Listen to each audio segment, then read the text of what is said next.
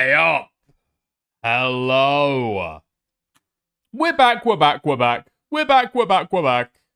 How's it going? Yo, thank you, Weasley Little Liar, for the gifted sub over on YouTube, and thank you very much for buying one of your own. You don't like the fucking name of the memberships? What do you mean? Listen, okay, combine the name Dickers with some kind of, I don't know, like a play on words for a supporter. Yeah? Dick Rider. That's literally it's literally the best thing I could come up with. Please tell me that's no. You can't listen. If you can come up with a better one, I'll change the fucking name. Okay, bro, I will change the fucking name. I don't think you can though. All right. I don't think you can at all. I appreciate the donos though. Yeah. Knickers, sickers, prickers, bickers. Careful, careful, careful, careful.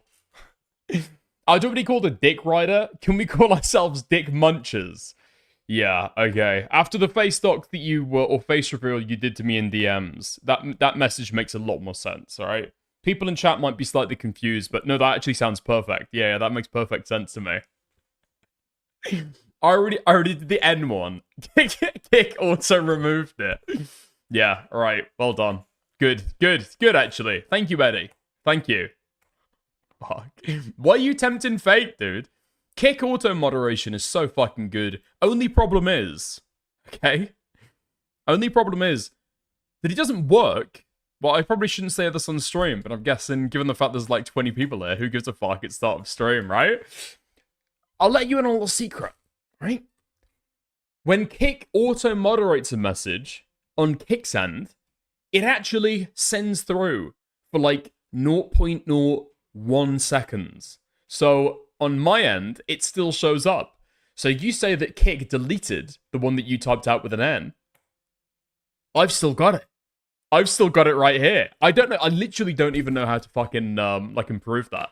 Like I'm sure there's some way I could change it, or I actually don't know. Like as I do with a lot of my stream setups and stuff, I just like slap the documentation into ChatGPT, and it's like, okay, I've got this problem. How do I fix it? It's like, It just like makes up settings and shit that don't even fucking exist. It's incredibly annoying. Oh my god. How's it going, Reinhardt? How's it going? Man, I found that out first time I streamed. Yeah, it's a fucking bitch, innit? I mean, if you're streaming exclusive to Kick, they don't really give a fuck that much. But, like, people make a big deal about chats and about shit getting moderated for on-screen chat. The only time that I've ever heard a streamer actually getting some kind of moderation action for an on-stream chat is Aiden Ross. Like, one time. And Twitch hated Aiden Ross anyway, so I don't think it's like a big issue, actually. But yeah, I think for YouTube monetization, I think that can be a problem, I think. But you know, if it ends up actually being a thing where you get demonetized because of on-screen chat, realistically, add a fucking blur over the box where chat usually is. You're done, you know? It's not that big of a deal. Not that big of a deal. Oh my god, it feels good to be back. Yeah, I took yesterday off. Couldn't you have ChatGPT'd a clean sheet, you cunt? How's it going, Angus? Yeah? Enjoying the World Cup, are we? Having fun? Maybe a little bit too much fun. Oh, fuck me. Are you going to pretend you watched England? No. I'm not even going to pretend I watched England. Like, I just learned right now about what the fuck is going on with the team. Right? I'm not even going to claim that I fucking knew before. Apparently, we're winning against Croatia. Woohoo! It's coming home, am I right? If we can beat Croatia... who can stand in our way? Who's going to stop us? Yeah. Fuck me. I mean, I'm just not... every time. It's just a disappointment every single fucking time. You know what I mean? If people ask that question, oh, if you were like Prime Minister for a day, what would you do? I would just make it illegal for any news organization to talk about the World Cup until we're in, I don't know. I'm even going to say the quarterfinal, a little bit before that, okay? When we get into the top 8, then you can start talking about it on the news. Before then, no. No. It's been 60 years this year 60 years of shame and disappointment. I'm not fucking interested. I'm legitimately not interested. Will you cheer for the Welsh? What are you expecting the Welsh are gonna fucking do that England's not going to? Sorry, I just want to analyze that question for a sec. What do you mean, am I gonna cheer on the Welsh? To do what? To do what? I'm gonna fucking cheer on the special needs team. No, I don't think I will. I've got shame, okay? I've got shame. Wales didn't even qualify. Does not surprise me. What the fuck is this? Oh my god. 1872. Scotland versus England football match. Well, who won? Wait, what? The match was watched by 4,000 spectators and finished as a 0-0 draw. Wow. Wow. I'm sure nothing has changed about our respective football teams in the last, what, 150 years? Yeah, I'm sure it's the exact same. Yeah, I'm sure it's the exact same. First ever international game? No, that's kind of cool. That's kind of cool. I wonder if you got an international game before this, but it just wasn't official. You know what I mean? Like back in, well, okay. Can you say back in the day, if you were talking about the Middle Ages, you know, back in the day when King Richard III was on the throne? I'm talking like back in the day, when football was played usually between two different towns, you know? And so the different goals would be like miles apart. I'm sure there was like an international football match that happened there, you know? Crossing the border. I'm sure. I'm almost certain. There's probably going to be something between, oh, what the fuck is it called? Chester. Between Chester and Wales, probably, you know? Probably Chester and Wales. But, yeah, dude, at the time that you've got it all, it's all, like, arranged by letter. I don't think there's much going on, is there? Like, how many people are in it right now? Okay? And then what are we up to now? Are we in the top 64 teams? Are we in the top... Like, what are we doing now? So people have already... Okay, top 48. The top 48. Really? The top 48 and Croatia got in there? Fair enough. Okay, fair enough. I mean, Colombia, you expect them to get through, alright? Ghana? Literally how? Okay, fair enough. Okay. I mean, but... If we're in the period of the World Cup where you've got literal fucking rivers that have somehow managed to get fucking football teams and competed, right? I'm just not interested in it, you know? Literally, who's competed on their fucking team? A pike? A fucking fish? Not interested at all. Each region gets a certain number of spots. Oh, really? It's like a regional thing. Oh, fair enough. Fair enough. I mean, let's be real. All that anybody actually cares about is like South America and Europe, right? Is anybody else doing good? I don't imagine they do. I mean, it's not like it's not a racist thing. I'm not thinking that they can't put together good teams. Actually, is Africa good? Okay, just for a second, if I am being racist, okay, if I am bringing race into the equation there, I'd imagine they'd be pretty good, right? Africa, yeah. New Zealand drew with Iran. Well, if it makes you feel any better, I'm pretty sure the United States just drew with Iran, didn't they? Yeah, I'm pretty sure the US just drew with Iran as well, you know. So, you know, you're only as good as the global hegemon. You've done pretty well there, aren't you? Africa is generally the European B teams. Okay, Hengist, why did I fucking read that out before realizing... Okay, never mind. Oh, never mind.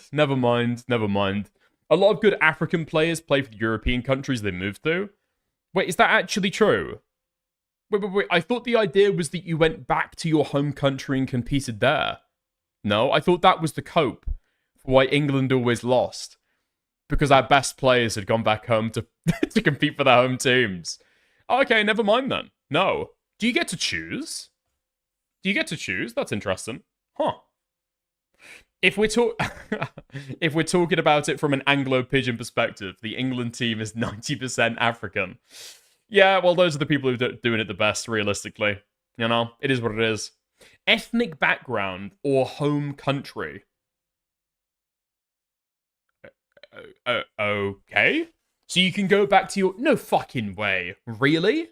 So if I move to Germany and my son becomes like an amazing football player, he can go back to England and compete for the English team. That sounds way too fucking messy. That sounds way too fucking messy. That's going to be like herding cats. No? That sounds ripe for corruption. I would have thought. Maybe not. There's English players on the USA team as well? Wait, really? That sounds pretty surprising. Huh. Wait, a grandparent is enough? How fucking odd. How fucking odd. That is very strange. Okay. Fair enough.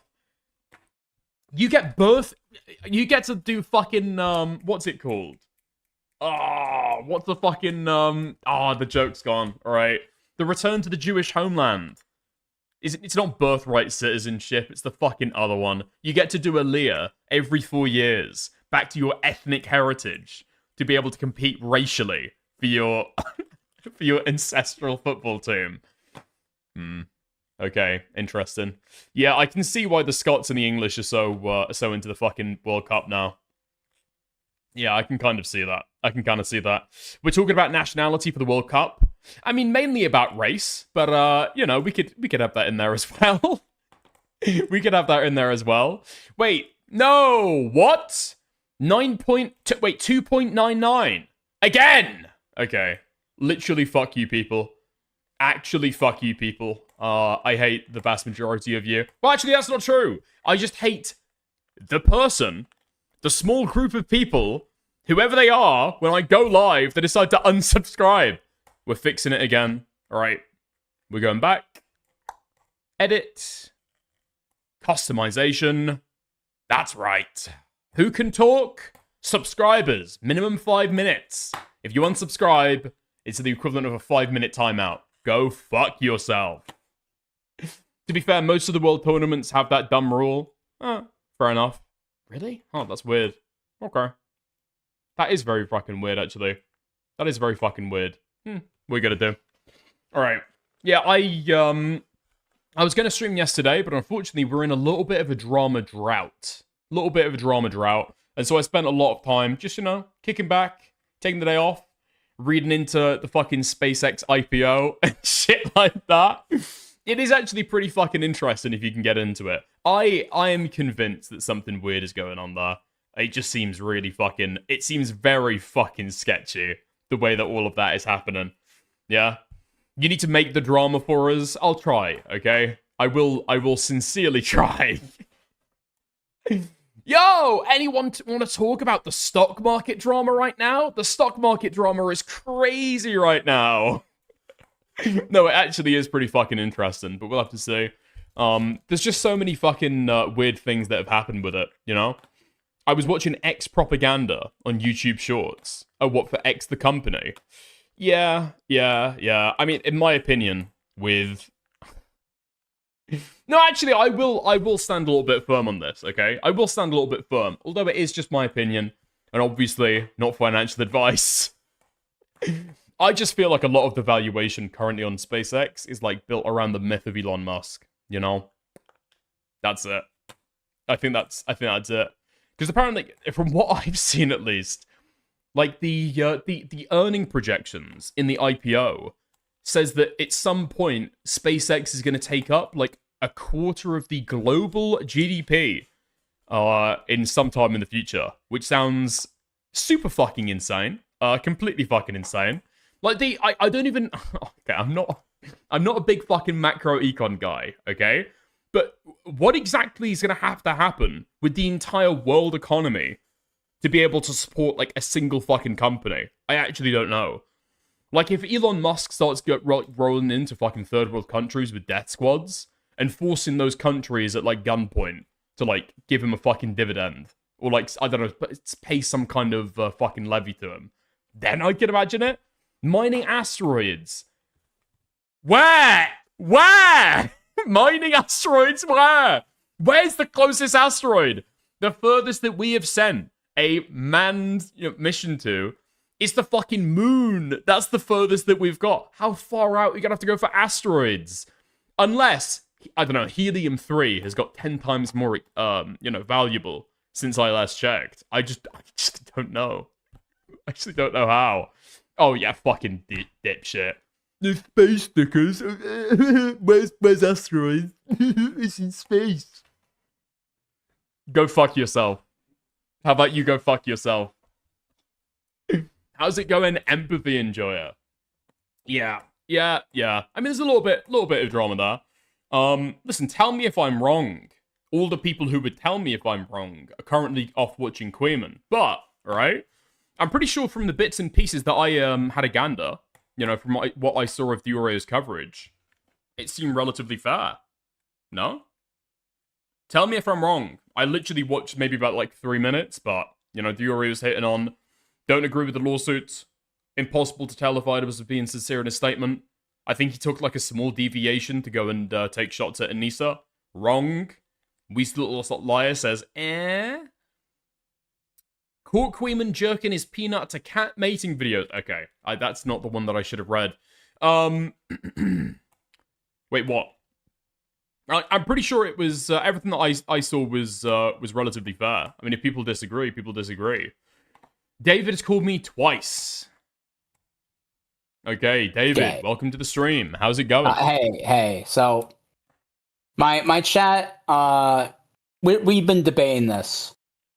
Are big tires gay or straight? Big tires. Like straight small cock. Straight small cock. That's the answer, I think. They have a small penis, but they are straight. Mm-hmm. What about small tires? Yeah, they're straight. Like 22. Probably like not just a small cock, but also like cock to ball ratio is way off as well. Oh, okay. Like I'm imagining that the cock is just like a straight, like level with the fucking earth. It's like parallel with the ground because the balls are so big and the cock is so small. It just shoots straight up. Like when you go to piss, you don't even have to hold it. It just like aims itself. I see. And then what opinion on small tires? I mean, I don't know. What are you? Is it like you're turning your car into a fucking skateboard? I don't know. Oh, I don't know. It's not really a skateboard, It's like they're still okay. They're still okay. But would you say they're gay? I think probably gay. Unless, well, are they gay? I'm not sure if I've got that much of opinion on small tires. You might be primarily concerned about, like energy efficiency and shit like that, Wait, do you drive? I have driven. Yeah. What do you drive? Wait, you want me to give the reg and make of my fucking my fucking cars? Well, I mean like there's a bunch of car brands you could just say shitty? Shitty. It's like a small Chinese brand. Okay. Yeah, we get them imported pretty cheap. I see. Can we get the plate number 2? I've been asked to ask about that. Yeah. Unfortunately not. Anyway, okay. I'm going to chat to you later, David. But yeah, right? Thanks. You felted me because you called small tires gay and big tires straight. But at least you did say that big tires have a small cock. So at least I win in that regard. I'd probably say that it's small tires. If I had to guess, it'd probably be low T. But apart from that, low I can't T. really tell. Okay. Low T. Thank you. Yeah. Thank you. Lots have of a love. good stream. Chat to you later. Good stream. You too, mate. Bye. Okay. There we are. What the fuck with that David introduction? I never know what the guy's going to call in with. And that's why I never take the call. Right. I'm feeling nice today, I'm feeling very nice today. 1,000 blossoms bloom, Just got so much love in my heart. So much love in my heart. Basically anybody could call me on Discord right now and would get on the... Oh, okay. Oh, Hengist. Alright, close down the fucking Discord application, alright? I'm not chatting to you. Alright. Fab. Did we go for a little bit of the Stop Killing Games shit? Just to open us up? We can have a gander.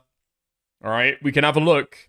Because I believe my take at the time on the Stop Killing Games stuff was that, It sounds nice, but it sounds like a bunch of people who are like super anti-corpo and want to force through legislation that would probably hurt the games industry with basically no benefit at all. And they didn't really care about any of the fucking restrictions. Like, any time that somebody would argue that there was some kind of problem with trying to get game studios to do it, corpo shill! Corpo shill! Corpo shill! Yeah, well, it seems like the fucking EU Parliament agrees with me, bitch! Stop Killing Games has failed to secure new EU legislation, despite having 1.3 million signatures. Going to be massively inflated, alright? We're standing tall on this. 10 toes down, massively inflated. Americans probably voted on that shit as well. So let's just give it a very, I would say, a very generous 200,000 subscriptions. Alright? Nice. The EU says it cannot propose a legal obligation requiring publishers to keep games playable after they stop being sold commercially. Boom. Let's look into it. Alright. It's going to be some kind of, like, unfeasibility argument, you know? I support piracy. Yeah, well, you're one of the fucking dickheads who don't even have, who have got ad block on for fucking streams, alright? If you want to, go and fuck the video essayists, okay? If you want to do ad block for video essayists, totally A-okay, totally fucking fine, alright? Chill on the streamers, bro. Right? Chill on the fucking streamers. They had the wrong tactic. They should have asked for a refund when a game is retired. And that would have gotten lifetime servers. That would have also not done it. That wouldn't have also done it. Because here's the thing that people miss with the Stop Killing Games discourse, okay? Is the EU legislation was not asking for or the EU petition wasn't asking for a specific remedy to the problem, right? They were just signing a petition and trying to see what they could encourage the EU to be able to do about it, you know? But those petitions, those are like presenting a problem from the public to the EU Parliament. I don't think it binds them to a certain solution to the problem. But we'll have a look through it, okay? We'll have a look through it. I have ad block on my DNS, but I do pay you. That's what I like to hear, Space Station, alright? That's what I like to hear. Massively appreciate it. Hugely appreciate it. Alright, fab. The Stop Killing Games campaign has been dealt a major setback in Europe as the European Commission declined to propose legislation requiring publishers to keep discontinued games playable. The movement formally submitted in the EU as the European Citizens Initiative Stop Destroying Video Games was built around the idea that publishers should not be able to make games unplayable after ending official support, especially when those games were sold to customers as complete products. In January, the initiative was confirmed to have secured 1,294,188 verified statements of support, passing the 1 million threshold required for the European Commission to formally examine it. It was later presented to the Commission in February, followed by a European Parliament hearing in April and a plenary debate in May. Right, okay.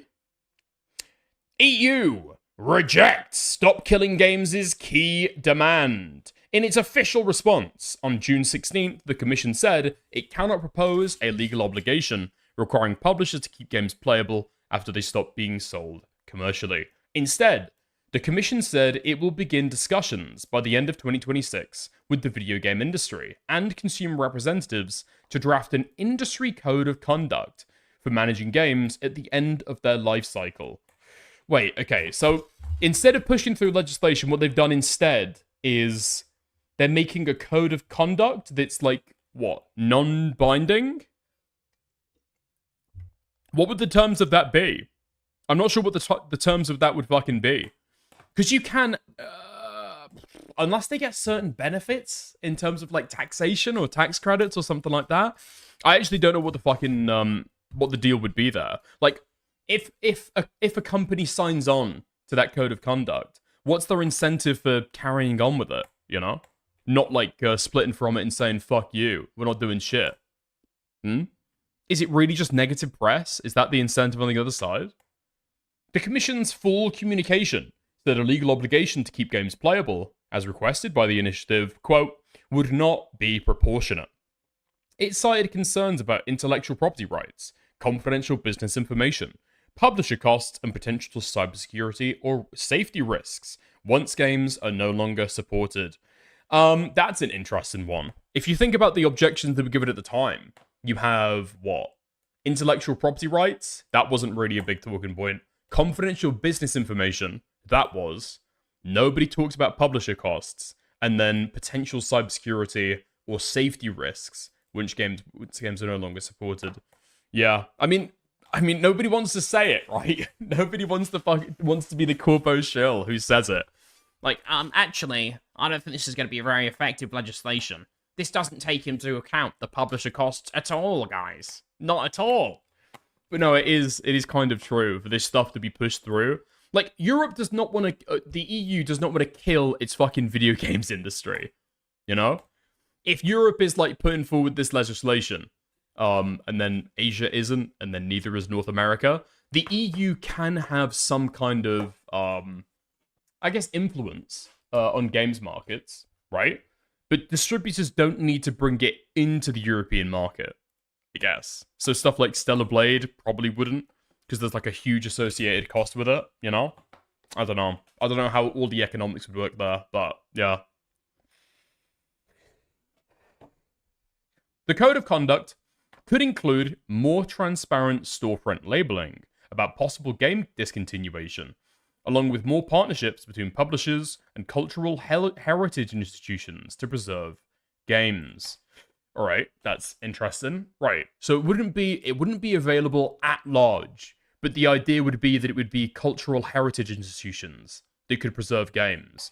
I mean, that's kind of cool, I guess. You can have it now where I don't know if you have to pay them, or if sometimes they'll do it as like charities and stuff, but you can have it where you can pay somebody to come around and show, showcase a bunch of like really old fucking games, you know? I remember we used to do it at like at university open days, you know? You could have like Pong, like original kind of SNES, Mega Drive, Jupiter. They'd have like all of that fucking shit, right? And they'd bring it all back in for people to like play on and, you know, be... It literally had nothing to do with computer science education at all.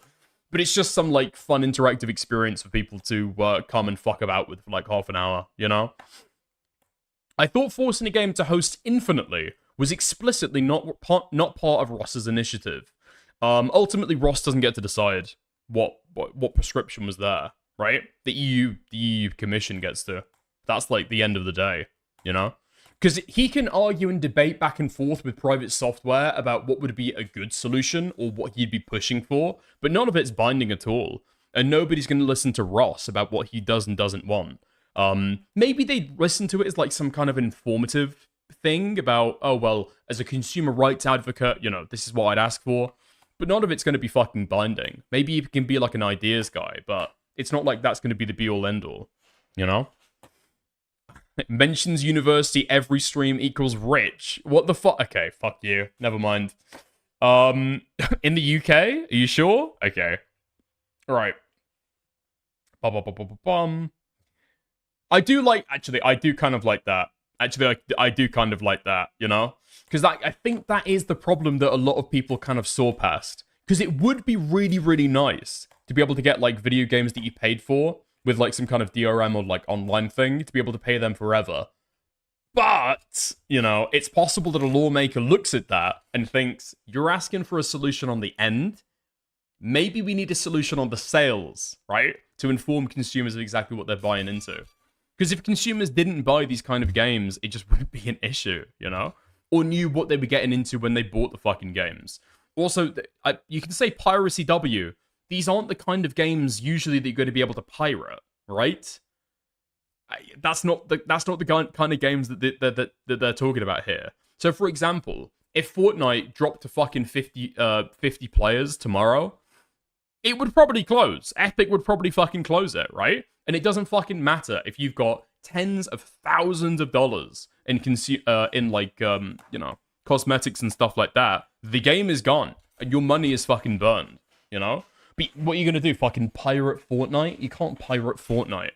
I don't think you can pirate Fortnite. I care about co-op and single player. Oh, right, I see what you mean. Yeah, that's like a very, very niche use case in terms of all of the games that this would target, though. You know? People play Fortnite on private servers. Is that all going to be managed by the Epic Games administrative software? No? I think it probably is. Right? I think it probably is. So, for example, if you host, like, private servers, is it all going to be with official licensing from Epic? It's like a private server, as in it's not a main server, but is it hosted on, like, Epic servers that you can kind of, like, pay to be able to rent or something like that? I'm not sure. But I think the era of having some kind of software that you can run privately on your own PC to be able to host it, I think those days are like mostly fucking gone, you know? Like, the idea that I can run right now a fucking Minecraft server, that's not typical, right? That's, like, very fucking weird, in fact, in the games industry. So Inside Out says it's hosted by Epic. Yeah, this placeholder says, no, it's private. Yeah, I'm not sure, but I would highly doubt that you're able to just run that server straight off your PC. I'd be highly surprised if that's the case. Where did I get to? Okay. So the code of conduct, yeah, transparency, institutions to preserve games. However, it would not legally require publishers to provide offline patches, private server tools, or other methods for players to continue accessing games after official support ends. The Commission also argued that existing EU consumer law already provides some safeguards, including requirements around transparency, contract duration, termination conditions, and possible refunds if a shutdown conflicts with the agreement or a consumer's reasonable expectations. That's gonna be really fucking flexible, no? What a consumer would reasonably expect, that's gonna be made out of fucking rubber. You're telling me if a game launches and you paid like $60 for a game, and then it gets 10 players because it completely flops, you're telling me that a consumer's reasonable expectation to be able to play that game would overwrite the fact that there is nobody on those servers? Really? Really? So how long do they have to keep it open for? Has that ever been tested before? Does a consumer reasonably expect 6 months? A year? Do you look at Steam data to be able to see how long somebody tends to play a game after they initially purchase it? That sounds really fucking flexible, man. That sounds really fucking flexible. And I don't think anybody gives a fuck about video game rights, I'm gonna be honest. Like, it's the highest of heights of extreme fucking luxury rights. You know what I mean? It really fucking is. Like, we're not talking about water here. We're not talking about housing. We're not talking about healthcare. We're talking about fucking video games, right? I don't think that courts are going to be overly reliant on leaning towards consumer rights here. Especially when you've got to pay, I don't know, like, what, $50 to be able to get in? Yo, thank you, David, for the raid. Congrats on the win. Oh, wait, you were one of the people who fucking unsubscribed. Well, thank you for the $5, and I appreciate the apology as well. Okay? Welcome back to the chat, Lizzie. Fuck you. Alright. Reuters reports the decision comes as French consumer group UFC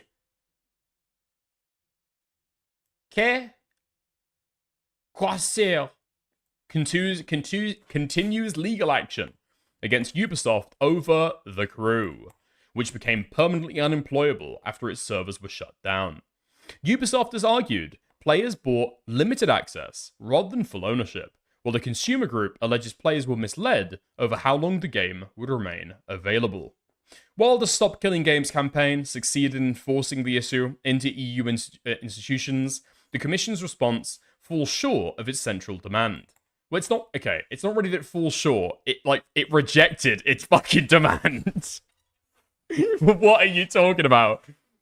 It just rejected the demand. All right, fair enough.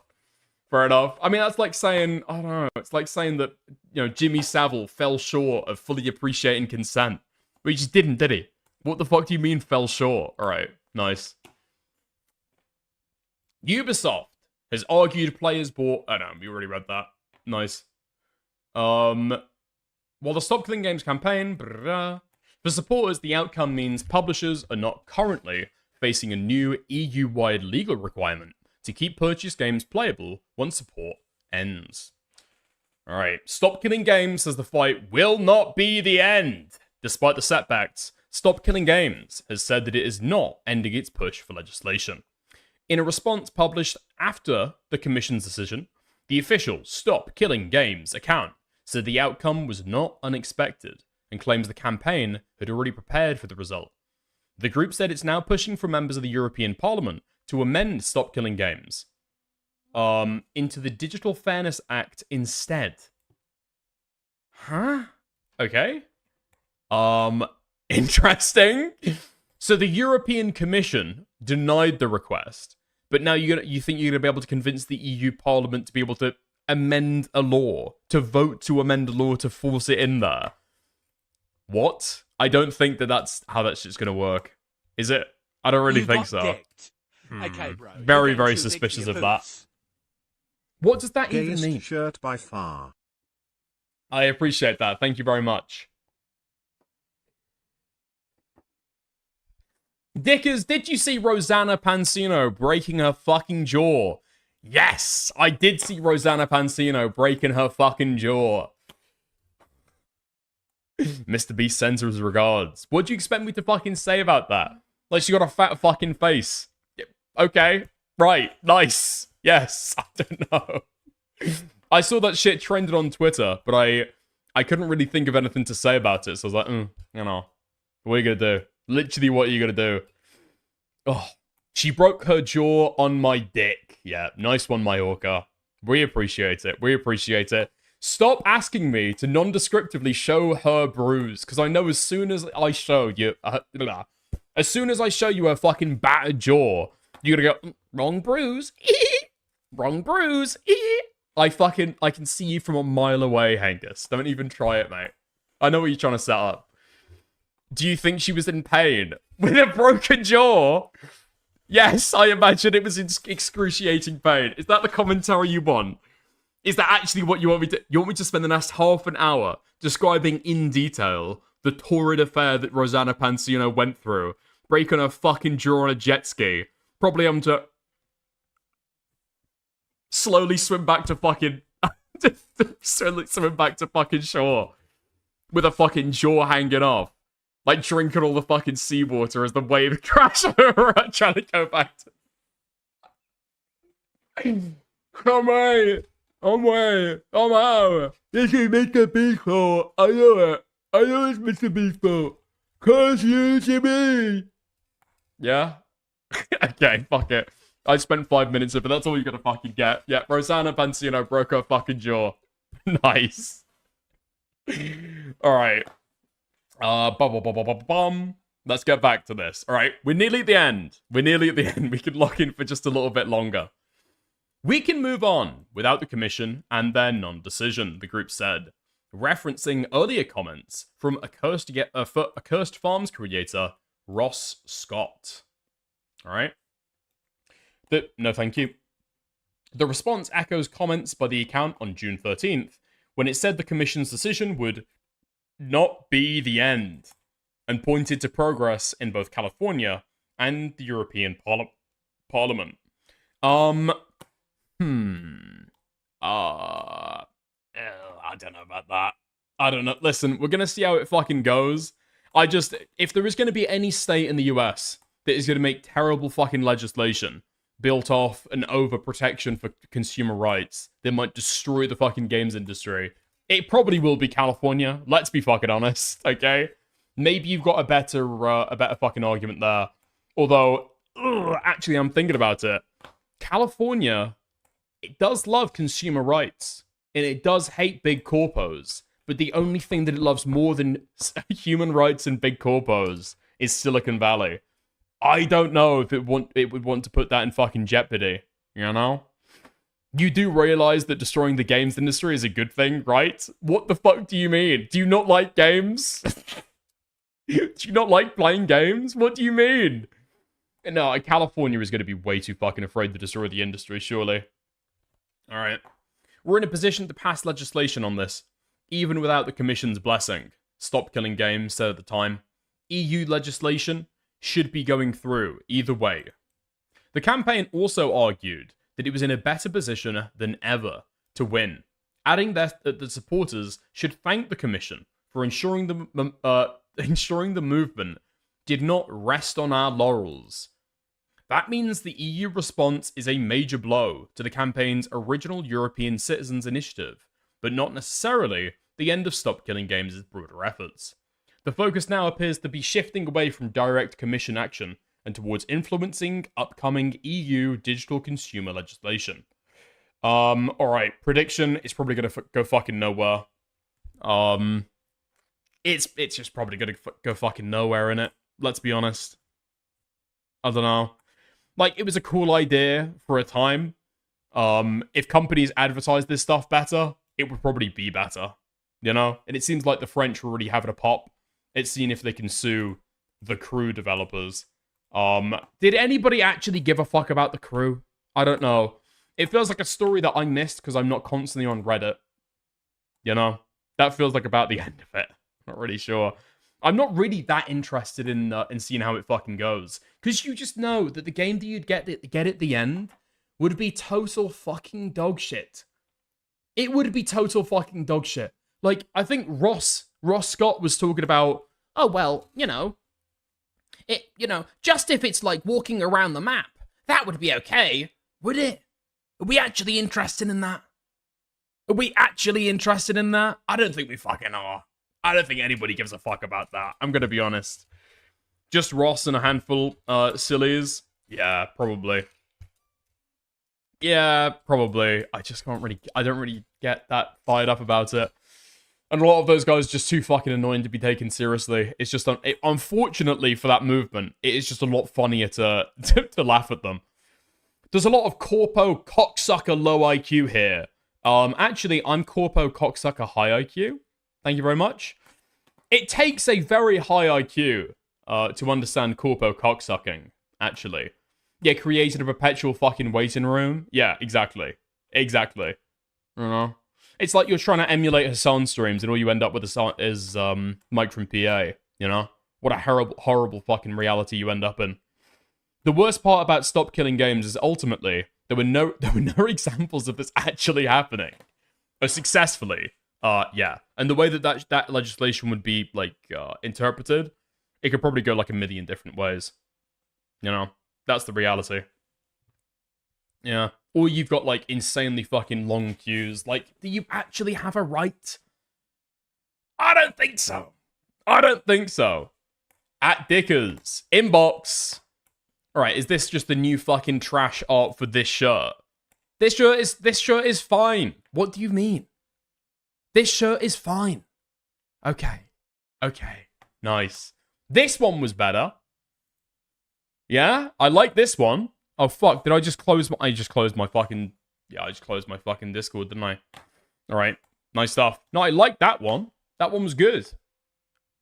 Grey shirt one. Lacking je ne sais quoi. You know? Lacking je ne sais quoi. Probably like this shirt, to be honest. Probably like most of these fucking streams. I can't lie. I can't lie. Alright, what's Reinhardt DM me with? Huh?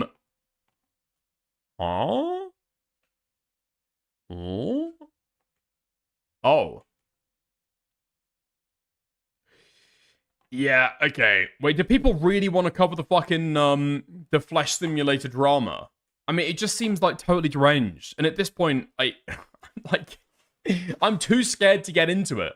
Because I just feel like I'm going to put it on a video. It's just going to be like a homeless bloke on the side of the street muttering about, you know, the people coming to get him.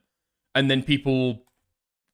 I don't know. I just got no idea what the fucking law is at all. Yeah? Okay, Lizzie says yes, please. Just, timestamps if you want to do that video. It is deranged. Okay. Okay, nice. The only exposure that I've had to Flesh Simulator is, like, taking a look at his Twitter. People are saying no. People are saying yes. Alright? I've got timestamps for when the information is shown, apparently. So, I would be able to do it relatively safely. Yeah? Show Rosanna's bruise. You people are fucking psychotic. You are actually fucking psychotic. Okay, somebody put it in commentary topics. Let's go. People Magazine. Hello. Stop. Stop. Stop. And her teeth. YouTuber Rosanna Pansino. She reveals she broke her jaw and teeth after falling off a boat while celebrating her 41st birthday. What the fuck? That's horrible. That's horrible. That's horrible. That's horrible. That's horrible. That's horrible. That's dreadful. That's really, really, really horrible. You guys are fucking demented for trying to get me to fucking read this shit. And her teeth. Okay, Rosanna Pansino didn't quite have the birthday she had planned. Pansino, who turned 41 on Monday, June 8th, took to Instagram almost a week after her birthday to explain that she fell off a boat while it was docking, breaking her jaw and front teeth. She joked that she'll be celebrating her birthday at a spa instead next year. Why is she dead in all of these fucking... Is she gone? Is she actually fucking gone? Is her husband just trying to keep the YouTube channel going? But we've got like a weekend at Bernie's in every single one of these fucking photos. Did she break her eyes at the same time? My god, that's a fat neck. Holy shit! Has it always been like that? Or did she swallow her fucking teeth? Are her teeth stuck in the back of the fucking jaw? Yeah, okay, there we are. Show the bruise, show the bruise. Holy fuck.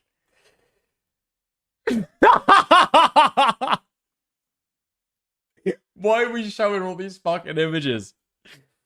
Why are we showing all these fucking images? No. Well, my birthday didn't end quite as I planned, but it's one I'll never forget. Holy fuck. After a beautiful day spent with friends out in the ocean, I unfortunately took a very bad fall as the boat was docking and broke my jaw into 4 pieces, including a complete fracture down the middle of my chin. How do you break your jaw into 4 pieces? I don't even understand, like, the biomechanics of how that fucking happens. Mr. Beast is laughing. Yeah, cut to Mr. Beast. Cut to Jimmy. Probably the first time that he's ever had, fucking light in his eyes over the last several years. I spent the night in the ER, where I received several stitches for the three different facial wounds. Holy shit. I also shattered my front teeth and will need extensive dental work to fix the damage. A couple days ago, I had surgery to put a metal plate on my chin and have to stabilize my teeth. My mouth has got 4 metal screws drilled into my gums for the bands to help hold my jaw in place. The good news is that the doctor just updated me, as the last checkup, that I can talk sooner than expected since the surgery and healing are going very well. That has actually just ruined my fucking day. Okay. Fuck me. You know, I was sympathetic with Rosanna Pansino when I fucking heard it. Unfortunately, I never thought about the upside. Rosanna Pansino can't fucking talk for the next several weeks. Fuck. Okay. Listen, I do actually feel bad for her. I do fucking feel bad for her. Fuck me. Is that been like an advancement in medical technology? That you can have, like, screws and elastic bands? Like, I thought... Maybe this is like back in the day. What happened to people having to have their fucking wired jaw, like, or their jaw, like, wired shut? So they were being fed through a fucking tube. You know what I'm talking about, right? Like, physically, because of metal wires in your mouth, you couldn't open it. And now it's just, it's like your braces. It's like essentially just braces. They just chopped it off, what, her jaw. Why is that making me laugh? Wait, actually, I know where it's making me laugh. Oh my fucking god. What am I thinking of? What am I fucking thinking of? What am I fucking thinking of? What am I fucking thinking of? What are those 200-year-old sea creatures in The Witcher with, like, no jaw? Is it just called a sea witch? Sea witch... Witcher. Hold on. Am I getting it? No, that's not it. No, that's not it. A sea hag? Come on, it might be a sea hag. Or actually, hold on. No. This isn't what I'm fucking thinking about. This isn't what I'm thinking about at all. Fuck it. I'm not going to be able to find it. Never mind. Never played or watched The Witcher? Loser. Fuck me. There's something. No, I'm not thinking about a drowner. Is it a... Ooh, it might be a wraith. Hold on. Oh my god, it might be a wraith. Wait, hold on. Yes, it is. It is. It's a fucking noon wraith. That's what I'm thinking of. Preview of Rosanna Pansino's 42nd birthday? Yeah, okay. Dude, why is this so shittily... Why has this got such shit quality? Oh, this is what I'm fucking thinking about. Nice. Yeah, leaked image of Rosanna Pansino's 42nd birthday. Nice. Wait, it's even split down the middle as well? Okay, that's really fucking deranged. Wait, how many teeth is it missing? 1, 2, 3. Yeah, never mind. Fuck me. Alright. Fuck. I wish I could fucking think of it. That would have worked way better if I could fucking remember what it was called to begin with. Fuck me. Alright, never mind. We can move on to something else then. Normal people have 32 dickers. I've only got 1. Alright, let's move on to some other stuff. Why am I getting pinged in general? Oh, because Nate's not in the fucking chat, so he doesn't realize that I'm live. And he's fucking tagging me and shit. Fantastic. Snark harder, show the bruise. Okay, I know that you were very excited about the fact that Rosanna Pansino showed her entire butt cheek about 2 years ago, okay? But whenever I'm talking about Rosanna Pansino, I'm not going to bring up the butt cheek, alright? Who the fuck do you think I am? Tomfoolery? No. Oh my fucking god. Hengist, a moderator, is saying show the bruise over and over and over again. We will not be showing the bruise. Holy fuck. Thank you, Blade Mystic. Yeah. Thank you very much. Dickers, don't show it. Don't sell out, please. I won't, alright? I won't. Women in chat are doing it as well? Ugh. Fuck me. Both of your moderators are... Wait, Tyrone is on this shit as well. Okay, I expect it from Tyrone. I expect better from you, Hengist. I expect better from you. Fucking hell. Nobody wants to see this woman's 41-year-old bruise. Well, she was 40, actually, if you know the law. But, you know, we're not watching it either way. Hey. Let's move on to some other stuff. Let's move on to some other stuff. I don't know if I'm going to be able to talk about anything with the with the Flesh Simulator stuff, okay? But I'm going to put it on because so many people have been asking for such a long time, and I've got a little thing on the side that lets me know the times the fucking timestamps, okay? So 1953 and 3028. That's what I need to look out for, alright? That's what I need to look out for. Watched on Chud. It was funny as fuck. Really? Okay, fuck it. Let's go for it. We might be being a little bit reckless. We're doing it for the fucking jokes, though. This is a re-upload of a video that I originally uploaded to this channel on June the 9th. Yeah, so the only thing that I know about Flesh Simulator and his, like, eternal downfall that he's been having is that he's been talking about wanting to get snarkers killed on Twitter. Somehow he started wading in. I think I was on call with JStalk when it started happening, actually. But Flesh Simulator kept on responding to JStalk on Twitter. Like, dude, you're getting killed. He's coming to your fucking house. If he finds your address, you are fucking done, my mate. You are actually done. Now, eventually, you know, like a dog with a bone, eventually Flesh Simulator started leaving JStalk alone. But he has still kept up the tirade.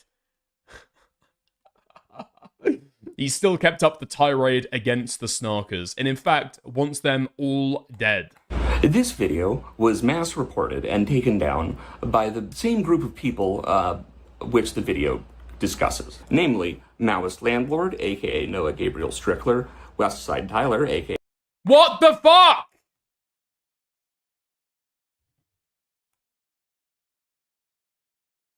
Why was that not in the timestamps that were sent to me? All right, okay.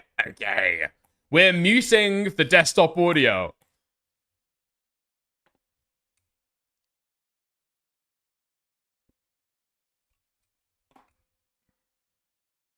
Yeah, there's just more. And that this will be a violation of YouTube guidelines, as this video is currently being hosted on the platform by a re-uploader without issue. If this video gets taken down too, guess what? I am going to keep re-uploading it. I'm going to keep re-uploading it until this channel is taken down, and when that happens, I am going to be such an asshole about it. I am going to make this into the biggest PR disaster you have ever fucking seen. Why? Because this deals with a network of child abusers and groomers and pedophiles for which this platform is currently running cover. It needs to be brought to light. It is going to be brought to light. I am going to do this regardless of the platform's wishes. So help me God. I feel like we're just getting a fucking a look through to what Ethan Klein's going to be looking like in about 10 years, you know? This is just Ethan Klein, but broke, so he can't fucking sue people. And so instead he's going after them with fucking lawsuits. Mixed in, you know, sprinkled in with a healthy dose of Mama Max as well, yeah? Hello, Flesh Simulator here. You may be able to tell from my surroundings that I am in a hotel room.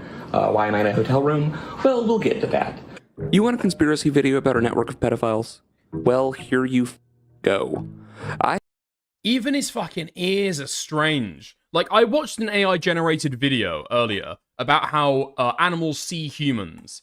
And that's the exact same way that I fucking see this guy. Like, he's got predator eyes. I can't read his face at all. It sends me into immediate fucking fight or flight. I have spent the last 3 months fighting for my career, reputation, name, and life in a Kafkaesque social hell from which there has been seemingly no escape.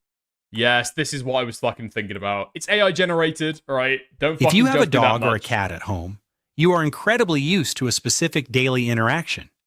Yeah, here we are. Out of your face screams apex hunter to a wild animal. Our face is a biological billboard that reads, "I am currently tracking you."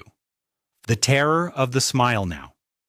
Let's talk about the most common mistake humans make when encountering wildlife. The smile. When we feel nervous or want to show a creature we are friendly, our natural human instinct is to pull back our lips, show our teeth, and make a soft noise. To us, this is a universal sign of peace and warmth. But to a wild animal, a human smile is the ultimate psychological horror film. In the animal kingdom, bare teeth are never a sign of joy. From alpha wolves to dominant silverback gorillas, exposing the teeth is a universal aposematic signal, a direct aggressive threat display. Alright, nice. Yeah. This guy looks like a fucking... I'm perceiving him right now like a demon. Sorry, like a deer. Sorry. Whoops. Freudian slip. I am, of course, in the network of pedophiles. Well, guess what? I caught them. I caught them red-handed. I got to the bottom of it. No thanks to most of you fair-weather assholes. The fucking FBI... I don't know if you can say that about pedophiles, you know? I understand talking about, you know, catching a thief red-handed. I feel like when you're talking about actual, like, real-life pedophiles, I think the term red-handed takes on, like, a really disturbing connotation, doesn't it? No? Nobody else? Yeah, never mind. FBI is involved at this point. And guess what? This is going to be a long-ass video with a boring-ass first half, because apparently I need to spoon-feed these events to you chronologically as they happened. All right, anyways. We're going to try to only hit the salient points of the first year or so, for sake of time. But, you know, pause this video and go pee and get a drink and get a snack, because we are going to be here for a while. Okay. We have to begin all the way back in January of 2025.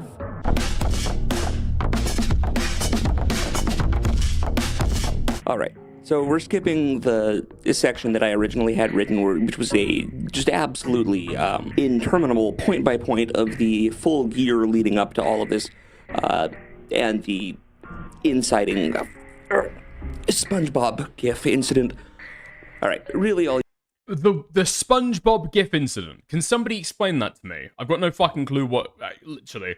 The most normal thing about this video right now is that he's under a kitchen cabinet. I don't know what's going on. The full year leading up to all of this, and the inciting SpongeBob GIF incident. All right, really all you need to know for that is that I had a group of people A-logging me for like a year straight. The whole SpongeBob GIF, doxing spree, rampage, whatever story that has been repeated, that's entirely false. The only thing that actually occurred, the only actual thing that I posted leading up to this was one account who already posted pictures of himself, for the record. I grabbed a old, dumb-looking picture of him from his pub. Oh my fucking god. Dude, I'm streaming about drama topics, and it's all coming back to the Aiden fucking Lyle convoy drama. No! This is all I can hear now. This is all I can hear now. Fuck. Okay. Shit, dude. It's like, it's taken all the energy out of me immediately. Public Instagram. And I replied with that. That was it. That's the full extent. Now, enter Maoist Landlord.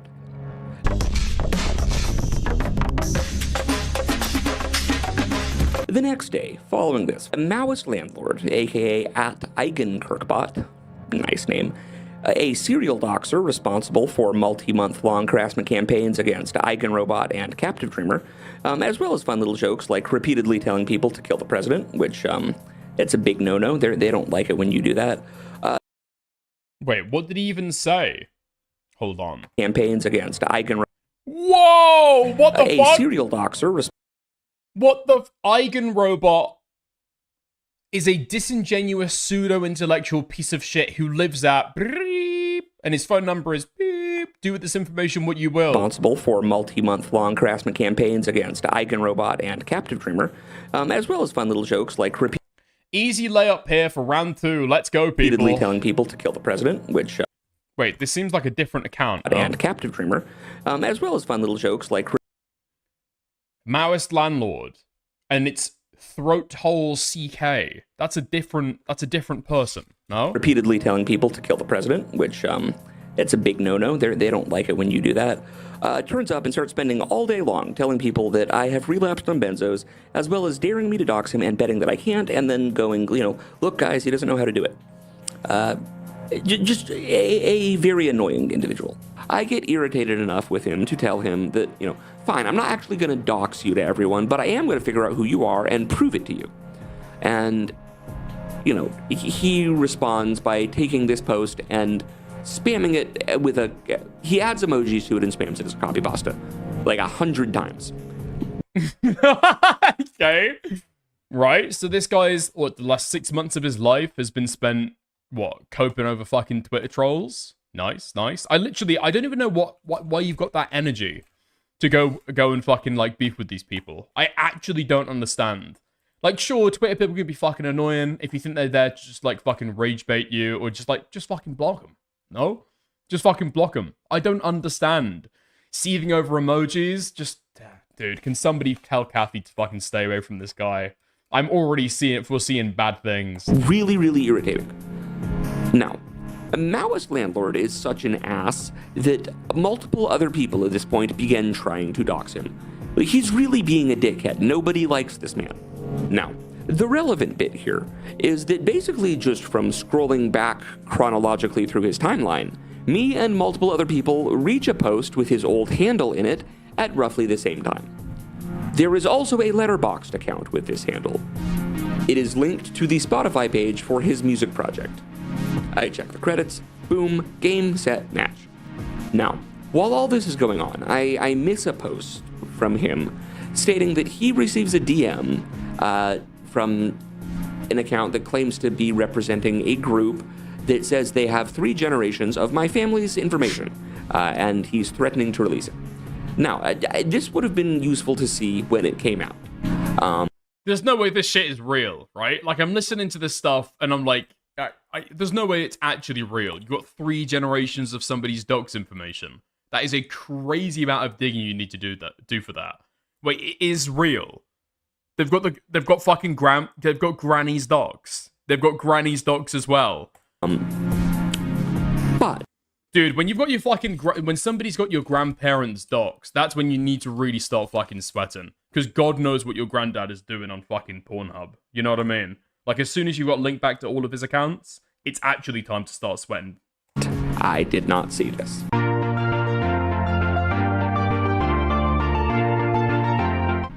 I stay true to my word. I do not dox Maoist Landlord. I instead post a video of a slow fade-in set to Ariel Pinks Only in My Dreams for, at the time, contextually relevant reasons, of Maoist Landlord's letterboxed profile picture, which was a still image of a monkey being tortured. Which is weird, but whatever. I figure that this is a good, non-identifying way to let him know that his goat has been gotten. You know, I don't want to dox him. I don't want to put him on blast, but it's like, you know, I know who you are, motherfucker. Here's your weird monkey torture profile picture. What is his reaction to this? Is it, you know, like, oh, damn, okay. Shit, you got hands. My bad. No, he responds by posting my last name and threatening to post my family's information and, quote-unquote, send them love letters. It is a reference to the 1986 movie Blue Velvet by David Lynch. I mean, I just fucking vague tweeted at this guy and let him know that I had his fucking docs information, and I, a fucking schizophrenic, was prepared to post it if you wanted me to. And for some reason, he got upset about that and threatened to harass my family. Yes. Yes. I feel like everybody's probably mentally in this fucking story. No? In which Dennis Hopper's character, at one point, says, you know what a love letter is? A love letter is a bullet from a fucking gun, fucker. Obviously a veiled threat. This is what the, you know... Is that a veiled threat? I mean, if they're specifying that a love letter is a fucking bullet, I think that's a direct threat, no? Later on, Izzat Nuke, you know, you're fucked forever is a reference to. Not a lot of cinephiles here, I guess. Or people who paid attention to what happened. Anyways, I tell him that this was probably the worst possible response he could have chosen. Then, in response to that, he posts the first names of multiple family members of mine and reiterates that he has been given a docs packet and threatens to release it again. Now, at this point, I am like, okay, what the fuck is wrong with you? I reply to this with a picture of the inside of his house from Zillow. Wait, what? What? What? What the fuck is going on? We need to unplug Twitter. Something has gone terribly wrong here. What the fuck? Why would you get into these fucking forever wars, man? Just like, okay, I posted something so somebody can like track it back to your fucking online profile. Okay, that's a bit of an escalation. Posted my last name inside of his house. The inside? The inside? Bro, how the fuck do you get the inside of his house? If you've got his address, go into fucking Google Maps and take a picture of his fucking right, I get that.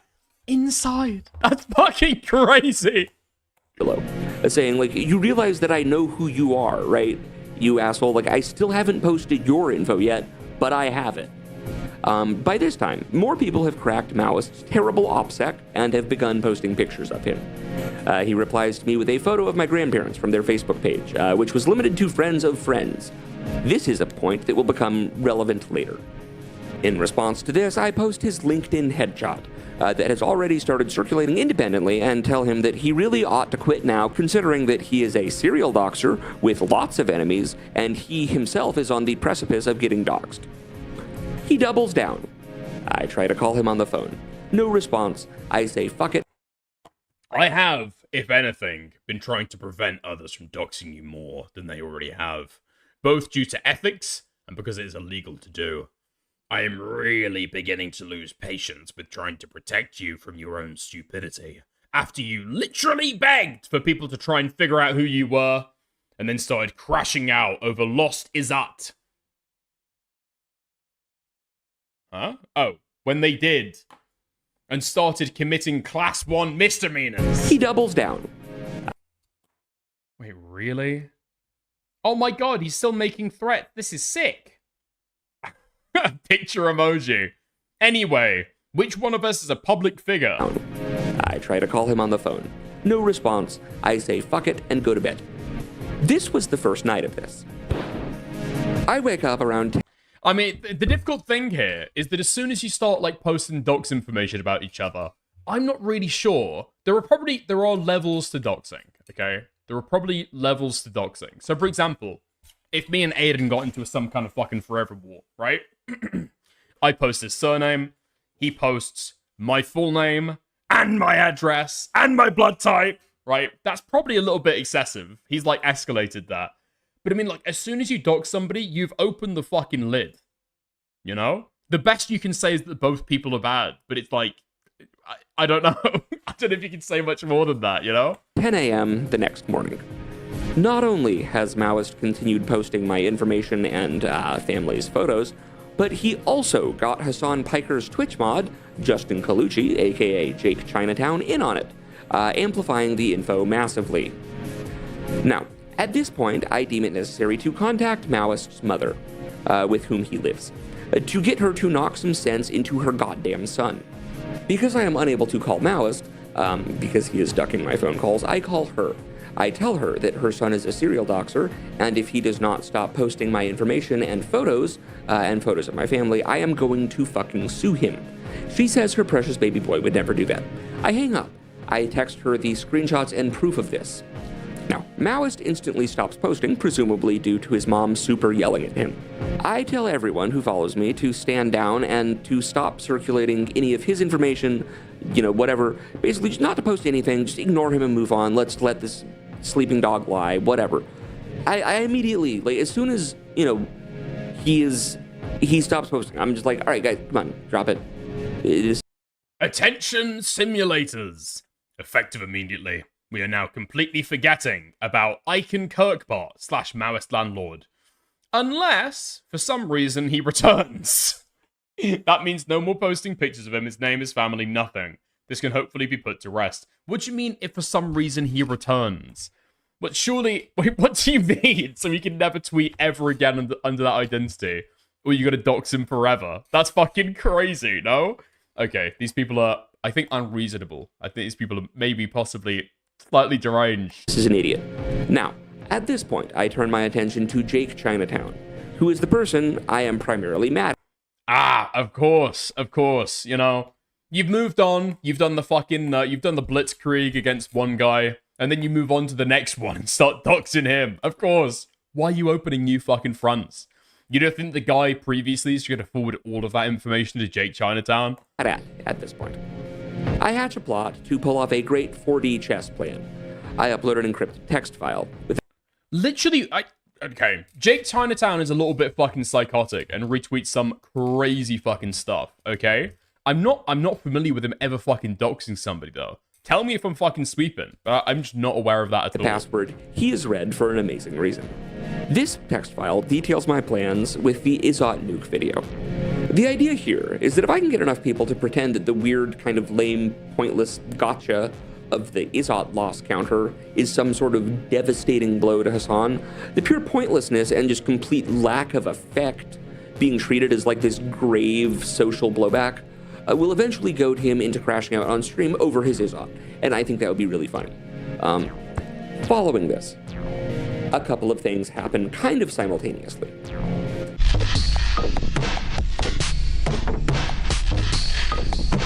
One, Maoist Landlord buys the domain twitterdramawiki.com, and he writes a completely fabricated version of events, wherein I am a maniac going on a doxing rampage. I fully dox him for no reason. I call his family and threaten them. And he is the plucky upstart that starts harmlessly trolling me back and causing me to melt down in rage. 2.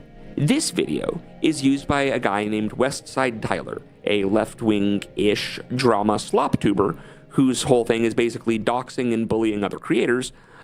He uses this article as the basis for a hit piece video on me. 3. Oh, I was familiar with the fact that Westside Tyler started wading into this fucking drama. I literally... Have all of these people got no fucking self-preservation? I don't understand why you would see this drama and want to fucking wade in. I didn't even want to fucking talk about this shit, I've got to be honest. And when Flesh Simulator started sniffing about the fucking Snark Left Discord server, I was like, oh, fuck, okay. Yeah, shit might be fucking going down here. We will have to fucking see. Why would you want to get involved in this guy at all? An account, Mark Harden 911, begins actively really pushing the narrative of this Westside Tyler video. 4. An account called Flesh Simulator, where the L in simulator is replaced by a uppercase I, created to look exactly like mine with the sans serif font, is used to post a bunch of stuff about how I'm a pedophile and I'm a racist. Wait, hold on. Let's have a little gander at Mine these. with the sans serif font. Is used to post a bunch of stuff about Woke means saying insane shit. Like, it's wrong to be sexually attracted to teenagers. Like, that's the ideal woman. Fertile, fertility-wise. 16 is absolute peak female. Whether you like it or not. I fucking like it. Lol. Okay, nice. how I'm a pedophile and I'm a racist. There's an account on here impersonating me. They have a blue logo instead of black, but Okay, he's just blasting. Okay, I'm the real Thomas Gaunt, aka Flesh Simulator, and I always rock black because I'm a real Unwa. You probably haven't seen an Unwa as real as me. It can be scary if you're not acclimated. 5. Maoist somehow gets his hands on the unencrypted What do you mean, Dickers? What do you mean? Why are you fucking telling me off, dude? He's literally put it on there. That's his information. If he wants to blast that stuff out, that's his prerogative, right? text file of like what I'm predicting for the Hasan nuke. So that's, completely screws with the plans. Lovely. I had the aspect ratio set wrong. Anyways, I'm already too far into this to restart. At this point, Maoist is posting about 30 to 40 times per day about me and has reshaped the narrative completely to paint himself as the victim and myself as his weird stalker. I make the mistake of ignoring him rather than continuing to give him attention. This was a very big mistake. I try to privately reach out to Maoist and go like, okay, dude, this is ridiculous. Can we both just like take down our posts about the other one and move on? I am flatly rebuffed. Now, the impersonator account continues posting. I mean, this is a guy with literally fucking nothing to lose. He lives with his fucking mum. Literally the only thing, it sounds like, going on in this guy's life is internet credibility and, like, internet PowerPoints. Right? In terms of, like, internet power, internet fucking clout and aura. You've gone and contacted mummy, and then he's been, silenced into stop posting, and then you've said, it's all clear, we're not talking about it anymore. What the fuck do you think is going to happen after that? He's literally got nothing to lose. Quote tweet a particularly egregiously, obviously fake tweet with the caption, "Oh yeah, guys, follow my alt." You can tell it's me because he's afraid to actually. Okay, bro, you're getting too big for your boots. Yo. Claims to be a free speech advocate, won't say N-word. Won't say the N-word. Yeah, thank you, Roho Remixes. I would rather not have that footage bandying about, alright? Thank you very much for the 2, though. Say slurs. The next morning, I woke up to find that account has escalated to threatening to bring a bomb onto a flight out of Washington, Dulles in order to... Not funny. Has escalated to Did a little preparation last night before my surprise visit to Hasan Piker in LA later today. If you know, you know. Hint, one of these components is not stock. Threatening to bring a bomb onto a flight out of Washington, Dulles in order to... I've seen enough. I'm currently on my way to Washington Dulles International to catch a flight to LA in order to meet my old friend Hasan Piker in person for the first time, but also for the last time. This guy's getting sent information by Dan Saltman. 100%. 100%. To kill Hasan Piker. So, yeah, that could be an issue. I post hey, isn't this like 4 separate big boy crimes to impersonate someone in order to threaten to bring a bomb onto a plane as part of an interstate murder plot? Mark Harden 911 flips out at this and begins DMing me. A couple of things are revealed. He repeatedly asks if I remember him. I truthfully say no, which seems to anger him. Additionally, at one point deep into the argument, he says, "I've now talked to you more than I've talked to Maoist Landlord." And finally, he talks himself into a corner while defending the conduct of the impersonation account, and eventually gives reluctant and legally ambiguous acknowledgement that it was him. So, if we're keeping track, Flesh Simulator, the fake one, the bomb threat one, same guy as Mark Harden. Just keep that in your mind here. Now, next day, Westside Tyler proceeds to do a 4-hour live stream devoted to how to dox me. Westside Tyler is the guy that did the hit piece video. It was basically just defamatory nonsense and bullshit.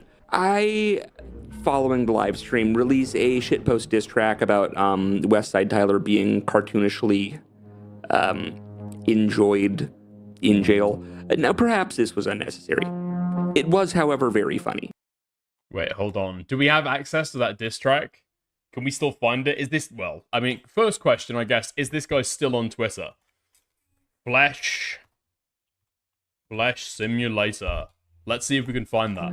They say they calling him Walter Shell Tyler. I seen him holding another man's pocket. They're turning him inside out like a pocket. He is the raccoon and they're Davy Crockett. They say BTF up, look on his asshole. Strangers are trying to franchise his asshole. He paused to race right with only his asshole. I heard her putting things into his asshole.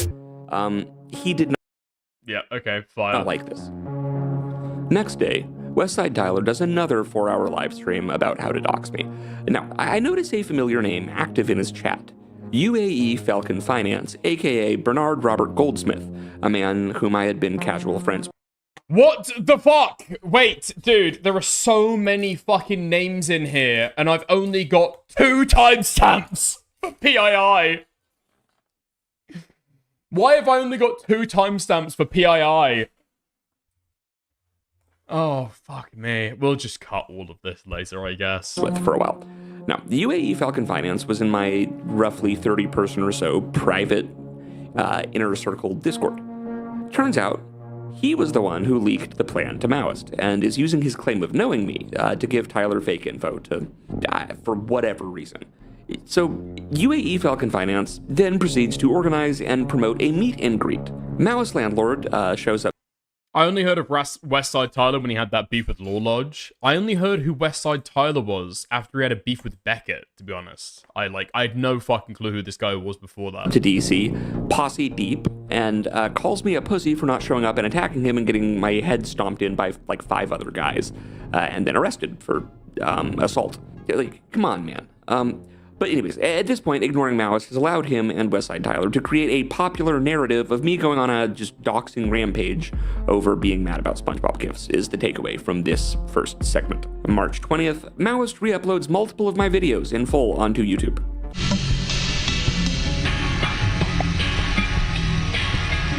March 22nd through March 24th were essentially rock bottom with all of this. The sentiment towards me had become universally negative. And people reached out to my now ex-girlfriend, ex-common law wife, whatever you want to call it, to accuse me of being a pedophile, based on entirely fabricated allegations by 2, let's just say, very pot meat kettle individuals.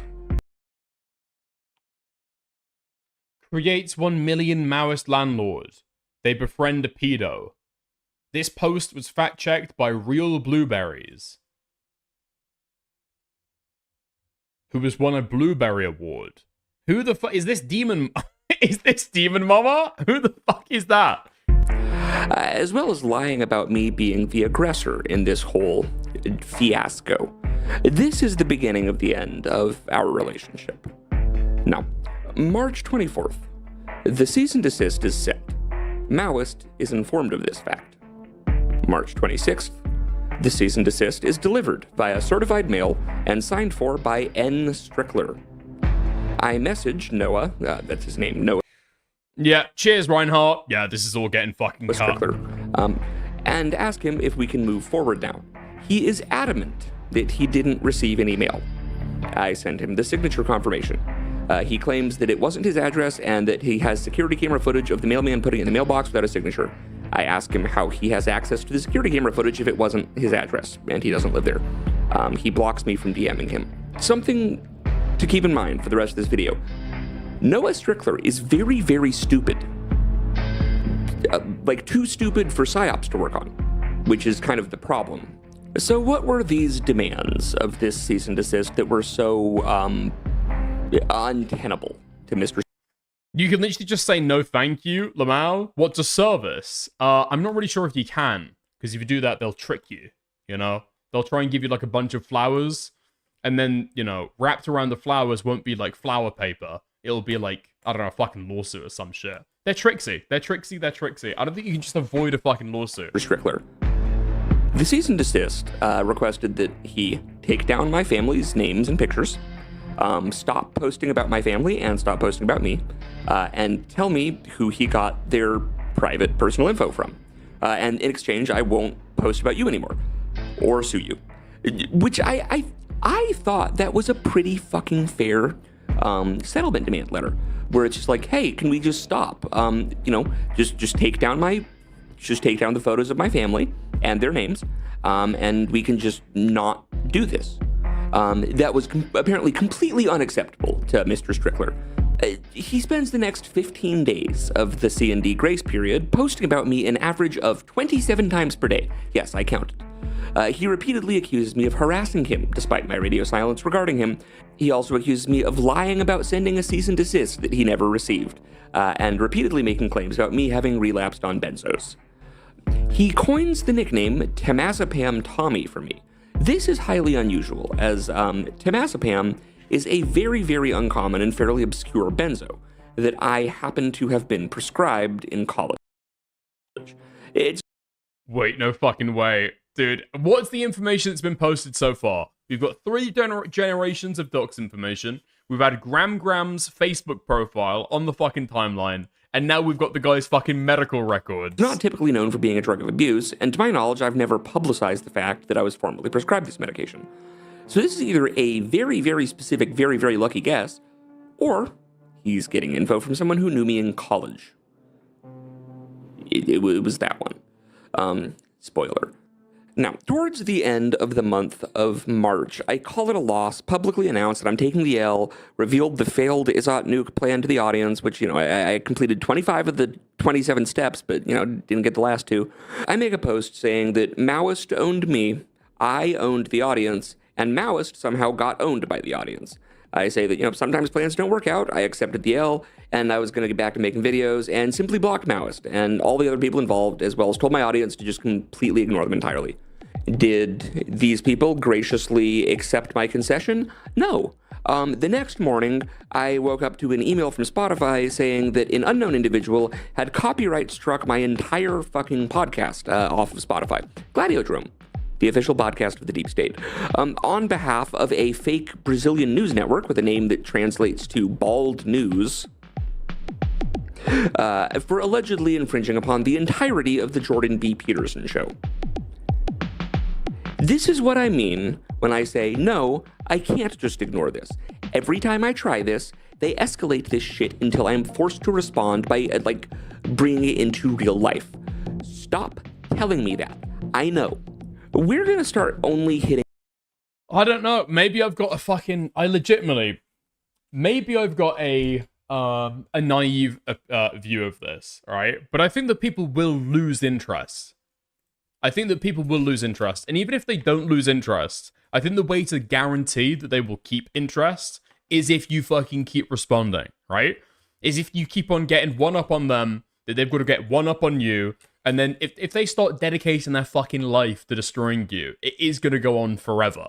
Like, if it becomes a regular component of this person's life that they log on to online and prepare to fucking dox you or ruin your fucking life, you're in the shit at that point, right? You are in the shit.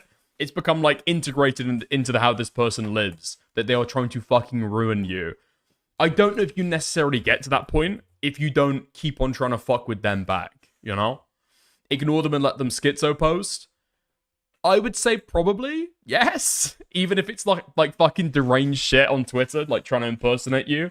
Report the account for impersonation. Report the account for fucking violent threats, and then probably move on. Salient points here, because if it's completely blurred together in my... If you get into this fight, destroy your enemy or don't engage. But that's the thing as well. In terms of online personalities, there is no way to truly destroy your enemy, right? You can dox them, great. Then they're doxed, and they've got nothing left to fucking lose, right? You can't destroy your enemy online. It's like Hamas. They've got tunnels they can go underneath. They can create new online identities that are, you'd have to prove that they're attached to the old one. Although they'll keep you guessing for a fucking long time, My mind, due to having to, put out fires and quash disinfo and libelous rumors for 18 hours a day for the last 3 months. Okay, so we're hitting the Spark Notes points here. I mean, this is even to ignore the fact that I think that Flesh Simulator has made it his life mission currently to destroy all snarkers everywhere. Right? He was beefing with Jay Stalk on Twitter, telling him he was going to fucking take him down. He's been talking constantly about people in the fucking Snark Left server Like, he has gone off the fucking deep end, and he's currently tweeting, from what I can tell, once every hour at the very fucking least. Holy fuck, this guy lives online, huh? And he's still quote retweeting the fucking Maoist landlord guy. We've made it through a lot of the boring shit. If this is like Israel, if instead of like declaring war on Hamas, they just declared war on all global terror. Basically, this is like if Israel, you know, was the United States and declared a war on terror. That would probably be a good corollary. Early April, I see that one of the maybe 12 people that the imposter Flesh Simulator account follows is none other than C. Elegans, aka John Gilroy. Okay. I can't even complain about that, because that is one of the ones that fucking Reinhardt sent me, alright? A close friend of Jay's. This causes me to start mapping out which of these accounts follow each other. The results of this are very interesting. As it so happens, it appears... No fucking way, he actually made the fucking Pepe Sylvia board. Who have we got on here? We've got Sink Lord, we've got Maoist Landlord, we've got the UAE, Jake Chinatown, Rogue S4O, Omar, Xana, Red Herring. Who the fuck are these There are people? actually two... Do I recognize any of the accounts on here? I've got no fucking clue who most of these people are. The only person I recognize is Jake Chinatown. overlapping networks. One... Wait, far left this guy, an irony guy. involving Jake Chinatown, Mouse Landlord, and UAE Falcon Finance. And then another one centering... Ah, of course. How could we make this simpler? How could we more elegantly demonstrate what we're trying to fucking prove here? More lines. That's right. The fucking string wasn't enough. around none other than Jay. Yes, that Jay. From the How to Conduct a PSYOP video. Yes. Ah, of course. That Jay. Right. Solid Jay. This is something that, from what I can tell, he had really been working on obsessively since that video came out. Almost a full year ago. Jay was the only person to... Yo. Silly guy. This is basically a BrettTube video, but instead of wearing silly costumes, the creator has undiagnosed mental illnesses. Thank you, Nfix, for the for the 10 Australian. I'm not sure about that. First of all, this guy is diagnosed. Second of all, you think that breadtubers don't have mental illnesses? I mean, the difference I could create is that this is ContraPoint, but instead of heroin, it's it's benzodiazepines. That's probably the best comparison, I think. Thank you for the 20. Thank you for the 10 Australian. to have my docs before all of this started. So suddenly, the packet of 3 generations of my family's info that was given to Noah begins to make more sense. Knowing that Jay is behind a lot of this, and knowing how his brain works, I give another random account the credit. I say that they're the linchpin of this network, and likely the brains, rather than the one that obviously was Jay. You know, which was Mark Harden 911. This is obvious by the fact that it's the one right in the center that everything connects through, and also it had some weird, like, retarded red herring rabbit hole ARG designed to drive you insane, clumsily connected to it, which, I deftly sidestepped. Now, I make a post explaining this network, and hoo boy do the people on there sure not like being on there. They start acting like worms you're trying to pull out of dirt. Mark Harden 911, though, has a melty about not getting credit. He began Sephiroth posting about he was the one who ruined my career and toppled me for being a chud, blah blah blah, and how he did it from his office bathroom. Clue there that will be relevant later. Office, not university. Mark Harden 911 then tries to sell me access to this account for $4,000 in Bitcoin, presumably to cover his tracks and tie up loose ends by sort of coming up with like a plausible reason to get me to log into the account from my own computer. Oh, okay, yes, of course. The most anonymous of cryptocurrencies, Bitcoin. I'm glad these people really know what they're doing. As well as also, like, fleece me for 4K, trying to tempt me with trolling the commies or whatever. He claims there is a group chat. This is not the chat I'm looking for. It's the wrong end of the network, but whatever, it'll buy me some time, as the mass-scale gaslighting is highly effective on people at this point still. I decline his offer to sell me access for $4,000. He asks what I would pay. I counter with $9. He accepts. I then post the chat log publicly to let everyone know what the deal is, and to show the messages about this supposed group chat and go like, see, I told you these assholes were coordinating. Now, this successfully gets some people to go like, oh. Wait, what's the evidence that these guys were coordinating? Give me 1 second. Quickly to let everyone know what the deal is. $4,000. He asks what I would pay. I counter with $9. He accepts. I then post the chat log publicly to let everyone know what the deal is, and to show the messages about this supposed group chat and go like, see, I told you these assholes were coordinating.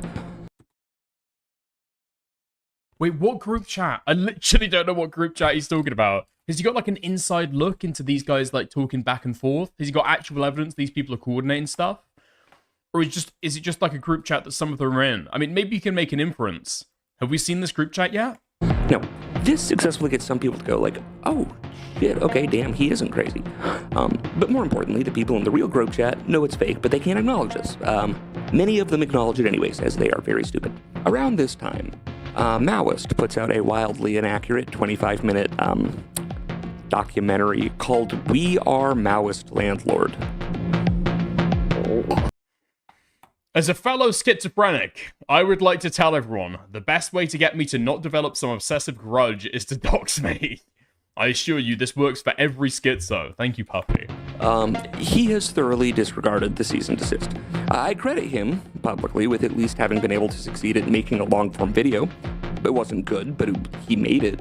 And I privately reach out, conceding defeat and offering to let him take the W. And genuinely help him launch a YouTube career if we can just agree to a truce. Now, at this point, I have resigned myself to just taking a massive, unfair, fucked up public L and rewarding the person responsible because I just want it to be over so I can go back to making videos. Maoist agrees to a ceasefire over the weekend. I give him a bunch of legit, real YouTube advice. Monday comes around. I wind up in a conversation with someone else about how terrible Twitter is about enforcing doxing rules. And in that conversation, I link to a post from the first night of all of this of a picture of my grandparents and the full names of multiple family members of mine, along with a threat to release more of their information. And just be like, damn, like, yeah, it's crazy. This shit's still up. Maoist sees this and instantly goes back on attack. He makes like 200 insanely nasty posts over the course of the next 2 days. At some point, Maoist learns from UAE Falcon Finance, a former friend of mine, as I have mentioned, that I have a history of focal seizures. Now, because Maoist is very, very, very stupid, he immediately began spamming me with strobe light images and the seizure. Nah, it's right. It's the right one. Ha ha ha ha. You said Todd. I thought you were talking about strobe light seizure later. Track, and telling me that I need an MRI. Focal seizures are different than grand mal, but, you know. After this, he proceeds to pretend to swat my parents. Classy. Now, we're nearing the end of April at this. Literally, how did this shit fucking start up again? I don't trust his recounting of exactly what happened there. He just linked somebody to a prior fucking tweet, and that's what started the strobe lights and swatting his fucking parents. I mean, I don't want to... Okay, people are fucking deranged online, and these people sound particularly fucking deranged. I just don't believe that it actually fucking, it kind of boosts up to this degree. Like, this sounds fucking deranged to the extent that it's going to. At this point, there is another Westside Tyler hit piece, along with a Chill Goblin hit piece. Yeah, great, bread tube. Following this, Maoist gets a 7-day suspension. Now, presumably, due to me not taking the bait and also wanting to add plausible deniability in some weird moronic way, Mark Harden 911 changes his profile picture to a photo of my brother, starts trying to get me banned from Twitter, claims I'm threatening him, and also starts posting fake names and addresses, claiming that they're him. Mark Harden 911 is finally banned for posting fake docs, which is like, okay, so the real ones get to stay up, but anyways, as soon as this happens, with Maoist suspended and Mark Harden 911, aka Jay, finally banned, I breathe a sigh of relief and start moving forward, eager to finally put this behind me and get back to making videos. We are at roughly April the 22nd at this point. Now, obviously this could not last. 10:17 p.m., April 22nd. Another name on the map, at SimpsBiden, makes a weird, evil monologue post claiming to be Mark Harden 911 and the Imposter Flesh Simulator account. Okay. I want to use this account for real life stuff, but now that gay little Flesh Simulator put the at on his gay little wall. I have to impersonate his gay little friends now. I am Mark Harden 911. Who is also Flesh Simu I-ater. The account who killed his career and lost him thousands while chasing a bunch of other innocent people with legal blog post threats. Claiming to be Mark Harden 911 and the imposter Flesh Simulator account, the one that made the bomb threat and, called me a pedophile and whatever, and taking credit for having killed my career and finishing up with, but we all know who Mark Harden was all along, right? Let's just say I go by Jay. Now, he then immediately deletes this, likely because he realizes, oh shit, wait, I just confessed to, a lot of, real, actual crimes. I prayed to God to make my enemies ridiculous, and boy, did he deliver. April 23rd, Simps Biden goes on another fake personal info spree. He gets banned for a week for posting personal info. One of the Dynamic Solutions guys does a regression on the syntax of Mark Harden versus all the other people in that little cluster, and Simps Biden comes back as the closest match by a significant margin. Wait, what the fuck? What the fuck? I've heard about stuff like this being theorized. There was a fucking AI paper that got dropped maybe a year ago. I didn't talk about it on stream because it was too fucking boring. But I read into it, and yeah, the basic theory was that if you look about how disparate people talk online, you might be able to use that as a vector to be able to connect people in different spaces. And the theory was, at least, this was my thought, this is going to be the next way that people start connecting anonymous accounts online. And they're already fucking doing it! People are already fucking doing it! AI is going way too fucking far. Holy shit. All the other people in that little cluster, and Simps Biden comes... What the fuck? What the fuck? Candidates. 14,000 candidates. Back as the closest match by a significant margin. What the fuck? What the fuck? Okay, wow. So, cool. It sure looks like Simps Biden and Mark Harden and Flesh Simulator, the imposter account, all three of those are the same guy. Surely AI won't be wrong 20% of the time? It depends how the evaluation goes, right? Let me have a read of that again. Simps Biden and Mark Harden and Flesh Simulator and all. One of the Dynamic Solutions guys does a regression on the syntax of Mark Harden versus all the other people in that little cluster, and Simps Biden comes back as the closest match by...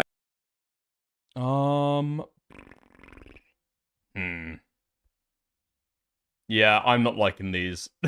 I'm not liking these numbers at all. Oh, fuck. Okay. Literally forget everything that I just said. It seems that is what this is originally designed to do. It doesn't seem like it does it very well, because I'm not liking the difference in these fucking confidence intervals. If you're talking about the most likely candidate, I can understand that. But the difference between that and the next most likely is 0.0015, right? Yeah? Yeah. That's not a great confidence interval, especially when the next confidence interval difference is 0.0006. I mean, it's just not great, is it? It's just not great. Okay, so this is likely absolutely fucking nothing, and somebody has trained a dog shit fucking model that can't actually manage its confidence appropriately. Should have used a softmax activation function. Sorry, mate. What can I tell you? Oh my fucking god, this is so retarded. By a significant margin. So, cool. It sure looks like Simps Biden... Yeah, they're all well, it's not quite a percentage, but yeah, 98%. And Mark Harden and Flesh Simulator, the imposter account, all three of those are the same guy. No softmax. And he's claiming to go by Jay. Yes, we linear algebraized the op. Now, within 30 minutes of Simps Biden being banned... Okay, so I'm assuming all of the rest of the disparate fucking analysis tying these people together on the fucking cookboard, I'm gonna assume that is all fucking retarded as well. Alright, great stuff. Not that I put that much stock in it, to be totally fucking clear, but if this is the level of analysis, there's a lot to be fucking wanted. And a new account is created and shows up, called March 15th, 2007. It posts two things, mostly. One, a picture of this weird skin Furby thing, and then two, A meme that's just a picture of me with the text, "Hi, I'm Thomas, and I was kicked out of the University of Maryland following a Title IX investigation." Now, what was weird about that was that despite the Title IX part being wholly fabricated... Wait, a Title IX investigation? Isn't that when you fucking raped somebody? Hold on. Title IX investigation in schools. Yeah, I'm pretty sure that's when you've raped somebody. Yep, okay. Title IX investigation is a formal inquiry conducted by federally funded educational institutions, both K-12 schools and universities, into allegations of sex-based discrimination, sexual harassment, or sexual assault. Nice! I wasn't. No, the benzodiazepine. Yeah, they got that correct. But no, yeah. In fact, kicked out of UMD for drugs. But this is the second time that something has been like, hey, wait, how did you know that? There are 2 other posts. Wait, how did you know that? False information. That false information. From this account that break the mold. One, early on, asking me, what, so you can get this account banned too? Which... He got kicked out for drugs, not rape, Lamau. Yeah, getting kicked out of university for drugs. Do I believe that? I don't think I do. Now, I can imagine if somebody becomes, like, delinquent with their studies and they don't, attend class or, do their fucking coursework or whatever the fuck, I can imagine that getting you kicked out. But possession of drugs? I don't know if I believe that at all, actually. You can get kicked out of UK college for drugs. Yeah, I imagine that it's possible, all right? But the idea that the universities are actually going to enforce that, yeah, I'm not totally sure. I think they expect that everyone's going to experiment with drugs at that age. It is a pretty clear indication, given it was created 30 minutes after Sims. Okay, what's more likely, all right? What's more likely? For a drug user to get kicked out of university, or for a rape user to get kicked out of university? Now, I'm not saying for definite that this guy did a rape, okay? Absolutely not. I'm not saying that for definite, okay? But I'm saying one is more likely than another. I don't know why he's confirmed either. Biden got banned. This was also Jay. And then the other post. Eventually, after he, spams me with, like, hey, you're a rapist meme, and then the skin Furby thing for, like, 12 straight hours, posting roughly every 5 minutes, he broke the pattern again.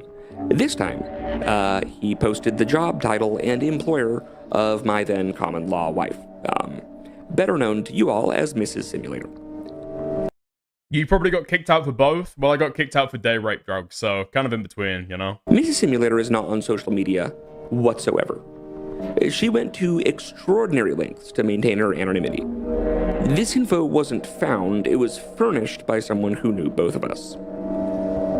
That is not a long list of people. Now, at this point, it was pretty clear that things are about to go south here. So I revealed the one card I still had up my sleeve. You see, I knew who Jay was. So as a last ditch, sort of like, hey, there is still a chance for us to both walk away unscathed, I posted something that wouldn't mean much to anyone else, but would be immediately identifiable to Jay.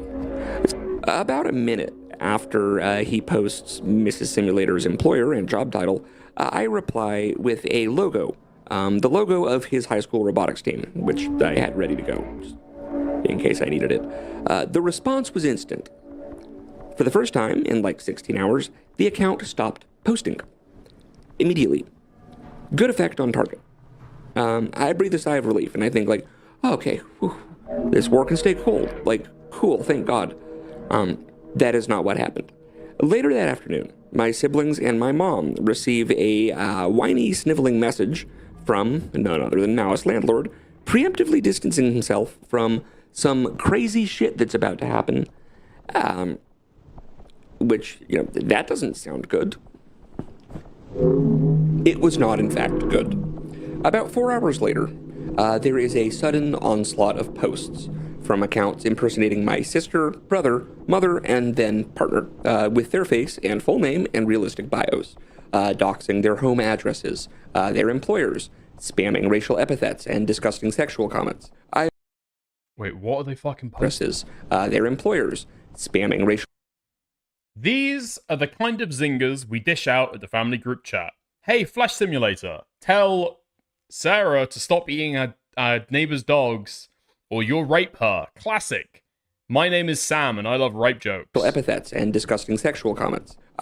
Dude, why the fuck are you posting any of this stuff, dude? How many likes are we getting on this? Like, how big are these fucking posts? Their employers, spamming I don't know if we need the fucking evidence of that, do we? Like, surely not. racial epithets and disgusting sexual comments. Take that back. What does he say here? Take that back. She may be a dog-eating, baby-killing, Asian Jew whore, but she's okay. Nice. I immediately began playing whack-a-mole with Twitter's report system. But because of the way reports on Twitter work, the reports just keep getting automatically rejected. Now, when I don't react, Jay does something to force my hand, which was actually really pretty diabolical. He uses an account pretending to be my brother and posts a photo of Mrs. Simulator along with her address and full name and says, someone...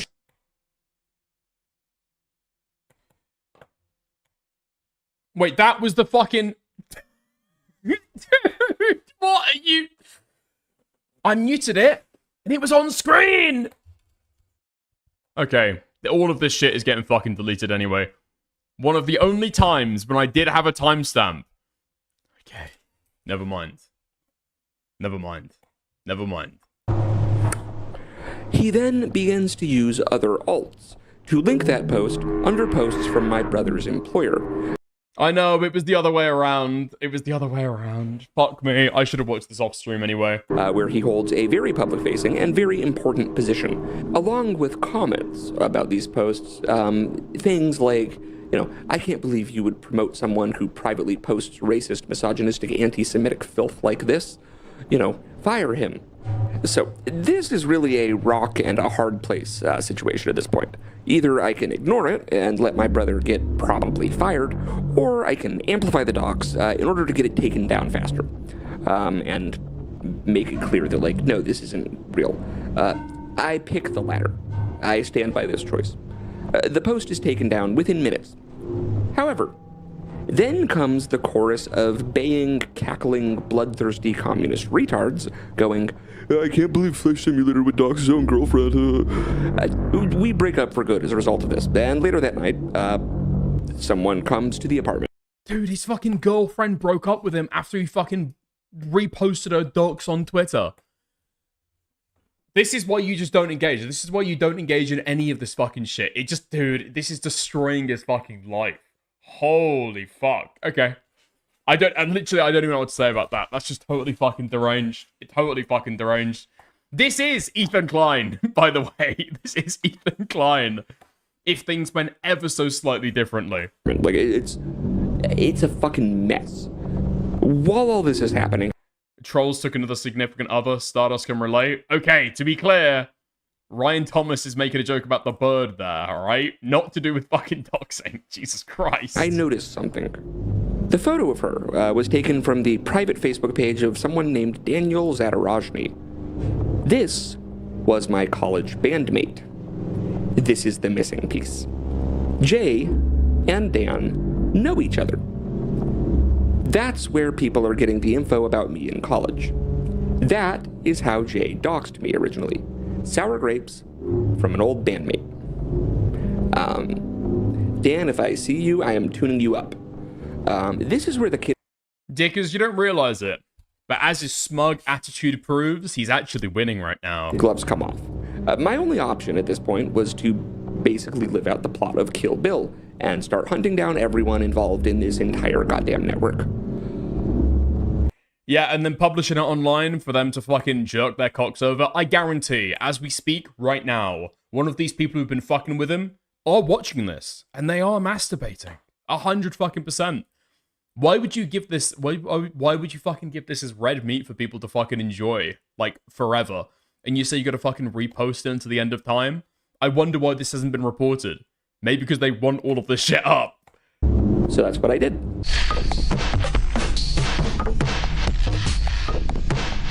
I immediately exercised my copyright protections to the fullest extent of the law on Mouse Landlord. It turns out that uploading multiple, full, unedited videos from another channel is frowned upon by YouTube. Here's where it kind of starts getting fun, and things start picking up. If you're still with me so far, thank you. On April 25th, I first make my way to the Westside Tyler Discord server and start poking around. I discover a channel called Flesh Simulator and his lol cult. It has nearly 17,000 posts in it, going back months, solely dedicated to harassing me.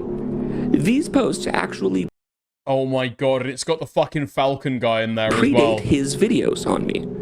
So not only is this the 17,000 post Flesh Sim gang stalking channel I've long been theorizing, but we have a drama YouTuber who is making videos and profiting on making fun of people's crash outs that his Discord server is engineering. Dude, if you've got a fucking Discord server as a commentary guy and you're doing like an A-log thread in your Discord as a Falgi-esque A-log thread about the mentally ill guy who's going through and going to fucking war with his harassers, I don't know. I don't even know. What are you fucking doing? Legitimately, what are you fucking doing? Holy fuck. Like, this is such a fucking bad idea. I can't tell you how bad of a fucking idea this is. I mean, with Ethan Klein, it's like slightly fucking different, right? If you're talking about him in your fucking Discord server. Because Ethan Klein is so big, and he's going to war with fucking, you know, fellow creators. This guy is going to war with random fucking Twitter personalities, and you think he's addicted to fucking benzodiazepines. One post in this channel catches my eye. It's from Maoist. What did he do to you, Dan? Dude, forget Dan, alright? Forget Dan. Dan puts this guy to fucking shame. No, sorry, this guy puts Dan to fucking shame. This is who most people think Dan is in their worst fucking nightmares. Landlord. He's saying that he intends to record a phone call to me without my consent. And because, again... And none of that was fucking moderated. Dude, is Westside Tyler fucking insane? Has he lost his fucking mind? What the fuck? Okay. Maoist is what? Very, very stupid. He admits that he knows I am in Maryland now, but thinks that because Virginia is a one-party consent state, he gets to record people in Maryland. That is not how that works. Now, this is a thread that we will pick back up on in a second. Gonna tab over to Bernie again. Bernard Goldsmith, UAE Falcon Finance. He has been one of the most active people in this server since the beginning, and is responsible for a great deal of the escalation. He has evidently backstabbed me as thoroughly as he possibly could, for no clear reason. I think he was jealous he didn't get to be fourth mic on my podcast. You got dick. Whatever. Okay. He is acting as legal counsel for this server. No fucking way. Wait, really? Janky Johnny? Is that our first? That might be our first. Thank you for 12 months. A whole year of getting dicked. Thank you very much. I hugely appreciate that. Thank you. Despite having been... Jesus Christ. Is that our longest fucking YouTube membership we've had yet? I think it might be. Holy fuck. Nice one, mate. Disbarred, a fact which he does not disclose to them. Around this time, I make contact with a former partner of UAE Falcon Finance. Okay, bro. Yo, and following it up with the second most. Thank you, Guna, for the 7 months of membership. Hugely appreciate that as well. Thank you. Who reveals that he employed the exact same strategy of betrayal, doxing, What the fuck, bro? Tyrone had a year, shaking my head. If it's still being charged, it's still fucking there, right? It's still fucking there.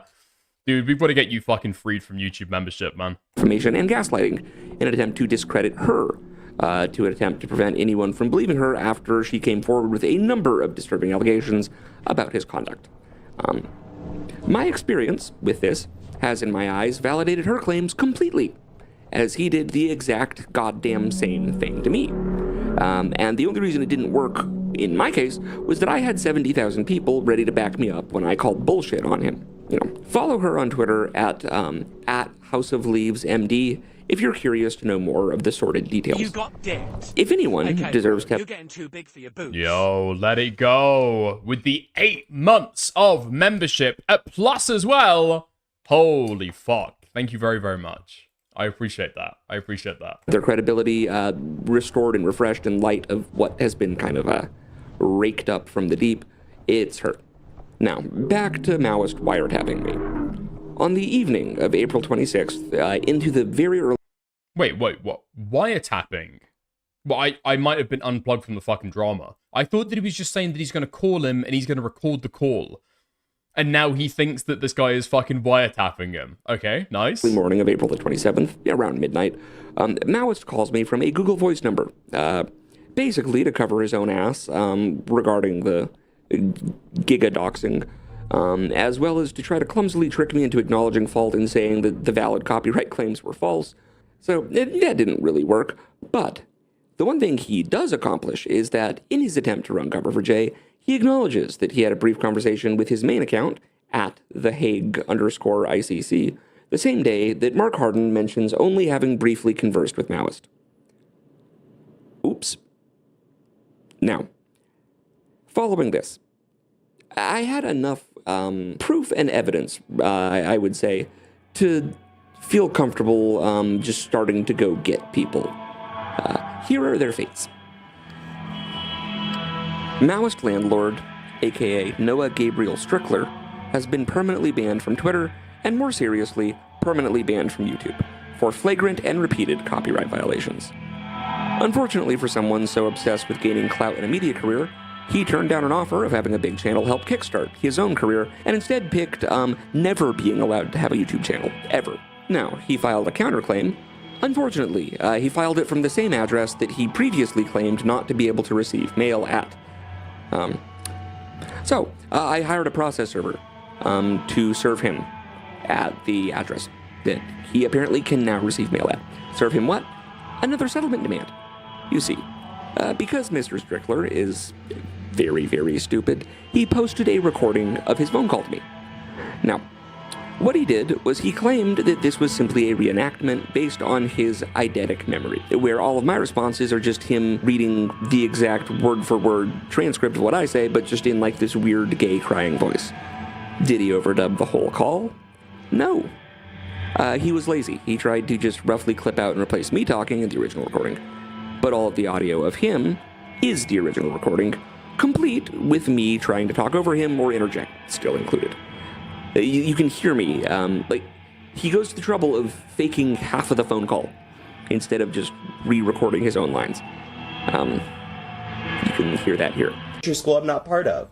So I posted, Flesh Simulator is once again spreading threats to a school I'm not connected. Spreading threats? Yeah, you're inside, They call him the Mind. Anyways, Mr. Strickler, you have been sent a settlement demand that I strongly advise you to accept. Because otherwise I'm going to be suing you for $1 over your knowing violation of the Maryland Wiretap Act. That is a felony. What the Maryland Wiretap Act? Maryland. One or two party consent. Maryland is an all-party or two-party consent state. It is legal to record or intercept any private in-person conversations, phone calls, or electronic communications, unless everyone involved gives their permission. Or electronic communications as well. So even Discord calls is that. That's fucking insane. That is legitimately fucking insane. Apparently there's some kind of loophole with Discord where it's considered a social media app, and so you don't have a reasonable expectation of privacy, especially because people can have clipping enabled. And so you're supposed to have a reasonable expectation that your calls can actually be recorded. I don't know if that's going to fucking apply here, though. This guy might be fucked. Why would I sue you for $1? It's a surprise. Next was Jake Chinatown, aka Justin Michael Colucci. He got exposed for threatening to dox e-girls if they ignored him, and completely roached the fuck out after I responded to his most recent piece of shit talk. Okay. Jake already forgetting that people know who he is, and that he used to be a dude bro loser that stalked e-girls and would dox them when they rejected him. Okay, so that's just what some random person's saying online about him. Nice. With photos of the inside of his house, and also with the floor plan of his house. And I also drew an X where his desk chair was. Who's next? Base moral fact. Base moral fag bet me his soul that I would not be able to pass the drug test on the spot. I pissed him a cup on camera. I passed the drug test. I won his soul fair and square, and I have turned him into a Memphis rap sigil. Wait, is that Jake Chinatown? Because I'm taking a look at Jake Chinatown's fucking Twitter right now. Joined June 2016. I'm not seeing anything on there about this. I'm not seeing anything on there about this at all. It looks like he's got his account back. Okay. We will hear that at the end of this video. Parish Neocon was turned into Cornjack. UAE Falcon Finance, aka Bernard Robert Goldsmith, aka Martin Random, aka Communist Waluigi, lost most of his fan base after another person whom he had doxed, harassed, defamed, discredited, and gaslit in the exact same manner he did me, reached out to me and explained more about his past. It has since been widely revealed that he is a disbarred lawyer who has admitted to spending multiple months as an adult while he was in law school involved in the distribution of child sexual abuse material. So he's 14, right? He's like, okay, compile. All right, can anybody here help me host, right? So he's just like soliciting people. And so he solicits this one pedophile who's like, I will host everything in exchange for you having a lolicon board. And that was the deal, like, until like month 3 or 4, when I finally got us to go like, hey man, no. In exchange for web hosting. Really weird. Really, really creepy. Westside Tyler was made aware of this fact and adamantly defended him. Now, unfortunately for Tyler, UAE was then immediately caught grooming a 15-year-old, whom he instructed to recruit others into a cell, and who was very excited to come live with him on his weird, like, asbestos-filled rape compound out in Nebraska. Both UAE and the 15-year-old are still in Westside Tyler's Discord, to the best of my knowledge. Jay, a.k.a. The Hague_ICC, a.k.a. Mark Harden, a.k.a. Sims Biden, a.k.a. Thomas Gant, not me, that's just the handle he used, a.k.a. Samuel Simulator, a.k.a. Slow Simulator, a.k.a. Flesh Simulator, a.k.a. Karen Sifulator, a.k.a. Dale Edward 21074, a.k.a. Pissfet 69420, a.k.a. March 15th, 2007, a.k.a. Jacob Isaac Barretts, appears to have been temporarily driven insane after he learned that A, I was able to connect his alts together via linear regression, B, that due to Mr. Strickler being too dumb to run cover correctly, I was able to connect that to his main account, at the Hague ICC, C, that I knew who he actually was in real life, D, that I revealed that the respected reason... Linear regression? We're using fucking linear regression? Is the fucking 1980s? Researcher Jay, the neuroscientist specializing in cybernetics and eye tracking, who was going on podcasts to talk about that, was in fact a 26-year-old software engineer at a defense contractor selling AI targeting tools to the military. However, that 26-year-old curiously does, however, have a stepfather, Dr. Jay Edelman, who is a professor of neuroscience specializing in cybernetics and eye tracking. E, that I revealed this info to the public in the form of a diss track. And F, that after learning that his prior engagement with me, where I trained an AI based on his writing and got him to publicly bully it for months, resulted in him developing a persistent AI phobia and paranoia, I dropped the diss track by telling him I had grok generated based on what it knew about him.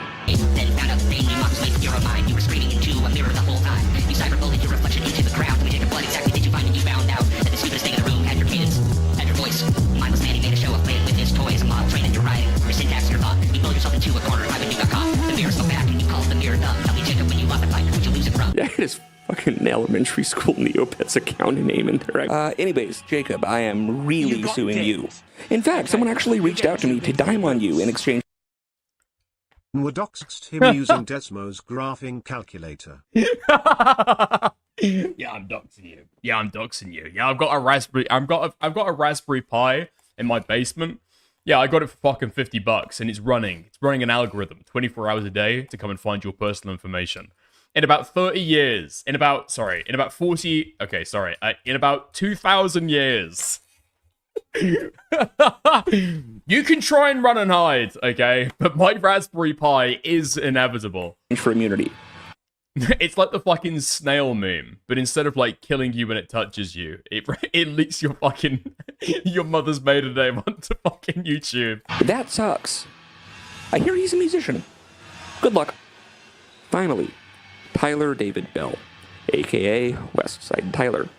after being caught sheltering pedophiles in a server that allows them access to children, as well as operating a 17,000 post channel dedicated solely to harassing me, has since completely restricted his Discord and turned off the ability to see prior messages. Luckily, I've scraped him. Unfortunately, one of his followers appears to have accidentally outed him as a FBI informant. Oops. Shut the fuck up. This is not true, okay? This is not fucking true. Unfortunately. Either way, your Discord probably got nuked because Agent Zero decided to take it down. Or you have a leak. Or maybe both. Personally, the first reason sounds way cooler. One of his followers appears to have... Simulator did visit the Westside Discord.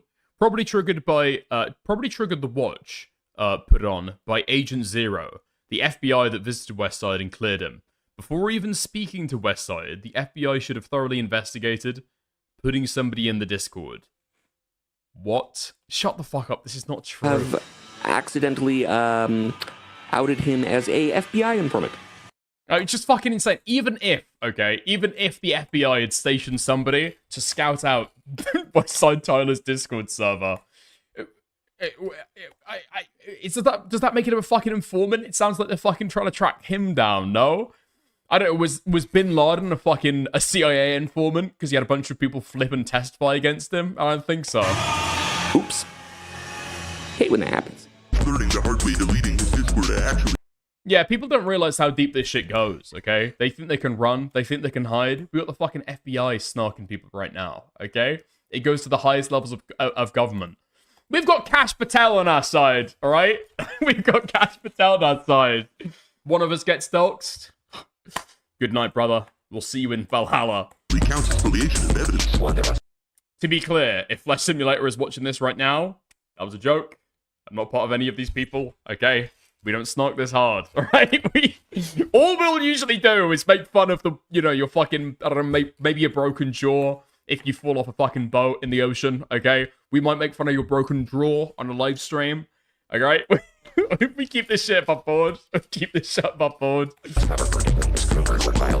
Please don't make a song about how people, big black men in prison are gonna use my asshole like a fucking condom. Please, thank you.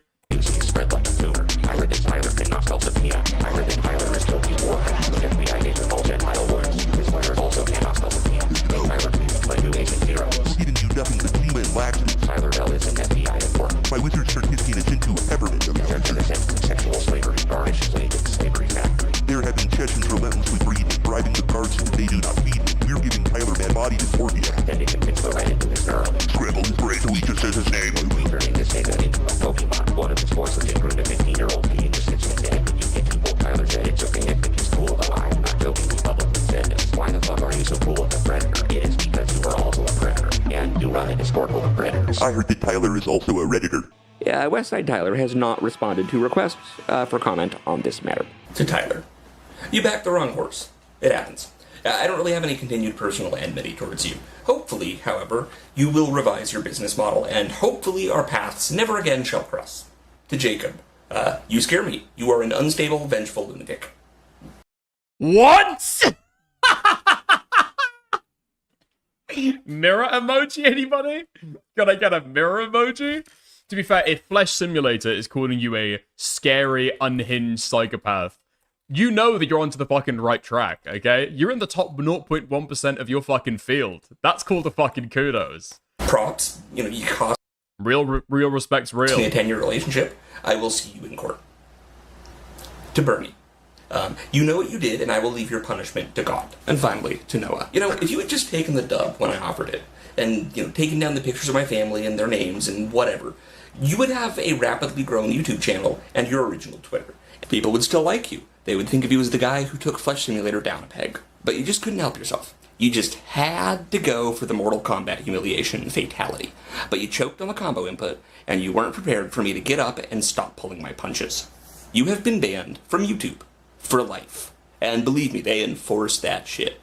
Your band is now a footnote on the story of you being a weird bitch and annoying the shit out of everyone. Anthony Fantano deleted his retweet of your band after looking deeper at the situation. You are forever known as an obese serial doxer and a sniveling narcissist who publicly aligned himself with a child sexual abuse material distributing groomer and an FBI snitch drama vulture. In your blind wrath, you took the one thing that you cared about. No, they don't. Keem is unbanned. Yeah, Keemstar was getting millions of views every single day on Drama Alert, okay? Keemstar is a special case. Your entertainment career. And it's almost as if you fucked it. You know, there's a movie that reminds me of. It's called Old Boy.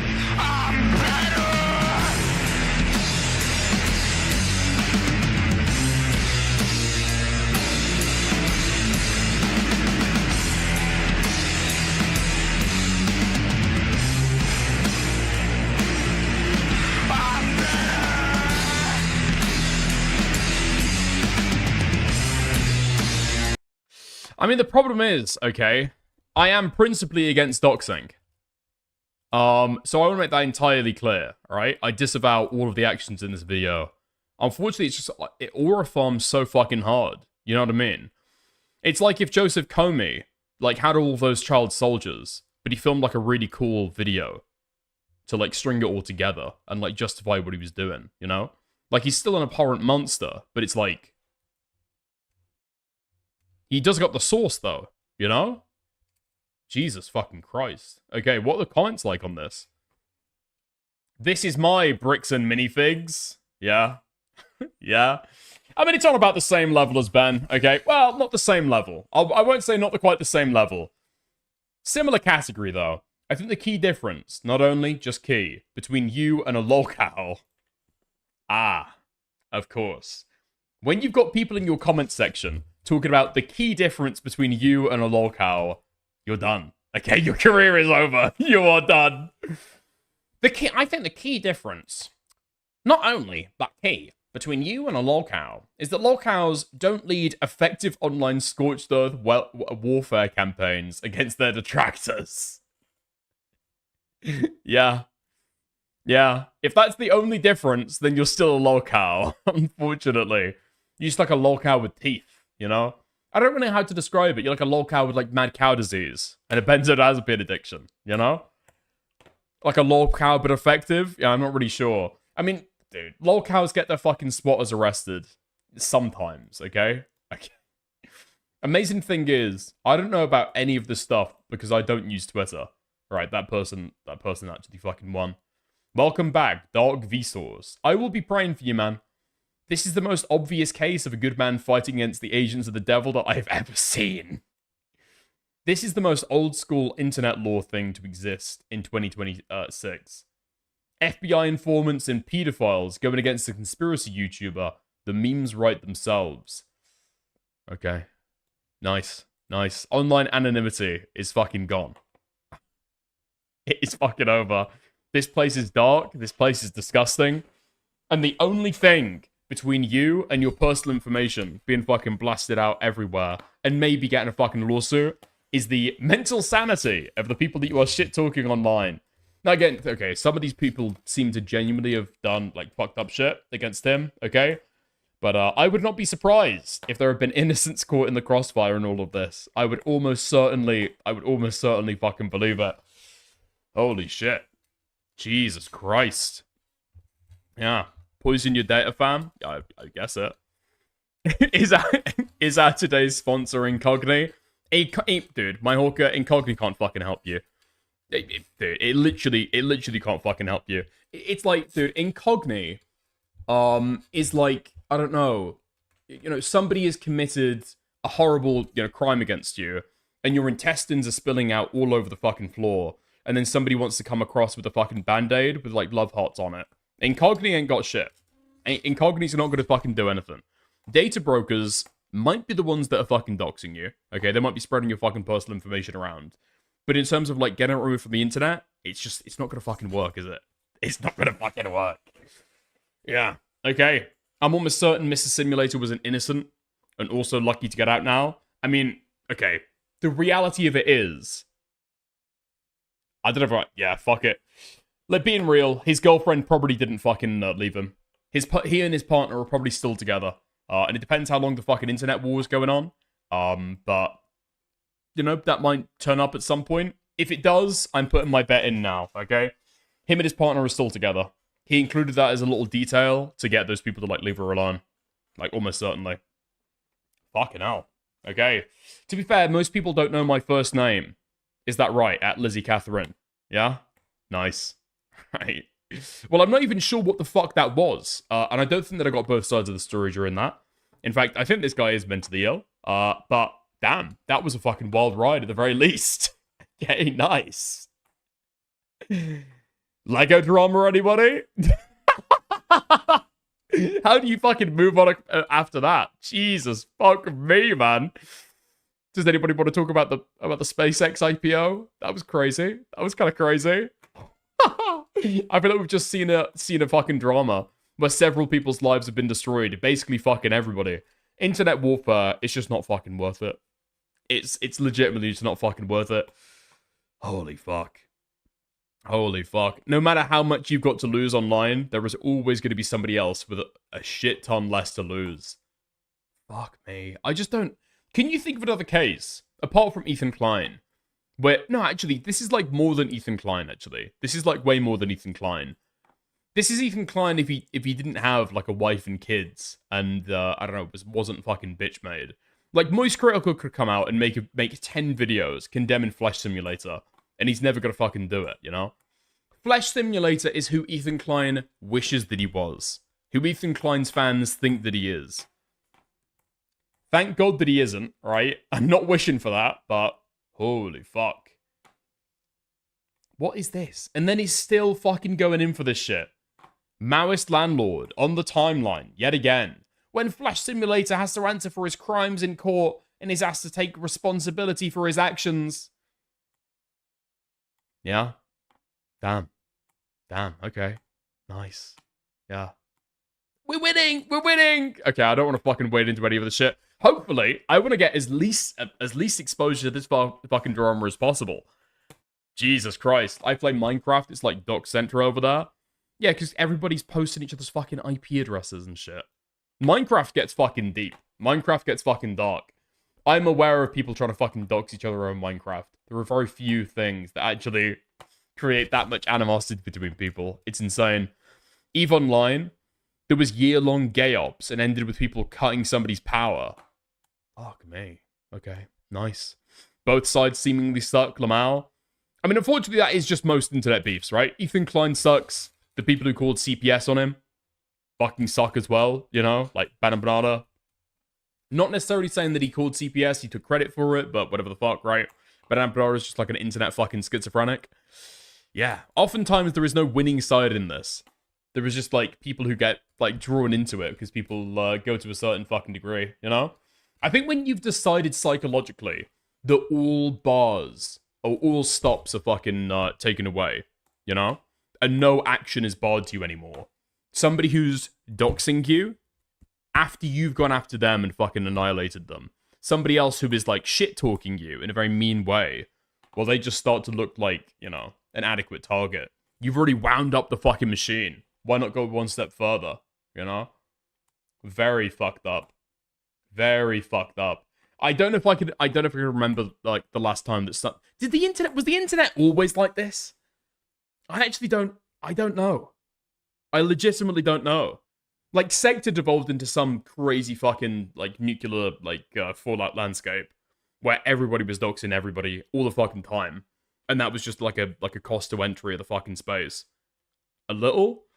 I don't know, like, big creators trying to find other people's fucking personal information because they were trying to fuck with them online. I'm just not familiar. I just don't believe that it was always like this. Listen, I don't want to go in for the fucking recency bias, but I legitimately don't think that it was always like this. You know? Yeah, kinda, it just got bigger. That's what I'm fucking saying, though, you know? I think this stuff used to be kind of isolated on, you know, 4chan or Kiwi Farms or, like, the dark areas of the internet. Not with massive creators on YouTube. You know? Dickers, doxing was common, but it was limited to just being on the internet. law wasn't used. Oh, you mean lawsuits and stuff? I mean, law enforcement has been used for a certain amount of time, you know? But, yeah, okay. Inbox. New thing by Reuters. What's this? Oh, this just came out today. Alright. I guess we move on from the fucking... let's do this as a little bit of a palate cleanser to be able to reset, refocus, and then we'll lock in and go and talk about something else. Somebody call Snaky Leaf, because we're going in for some Tectone A login. Alright? Yeah. Okay. eBay faces new trial over harassment of couple after settlement fizzles. Okay. Boston, June 17th. Reuters.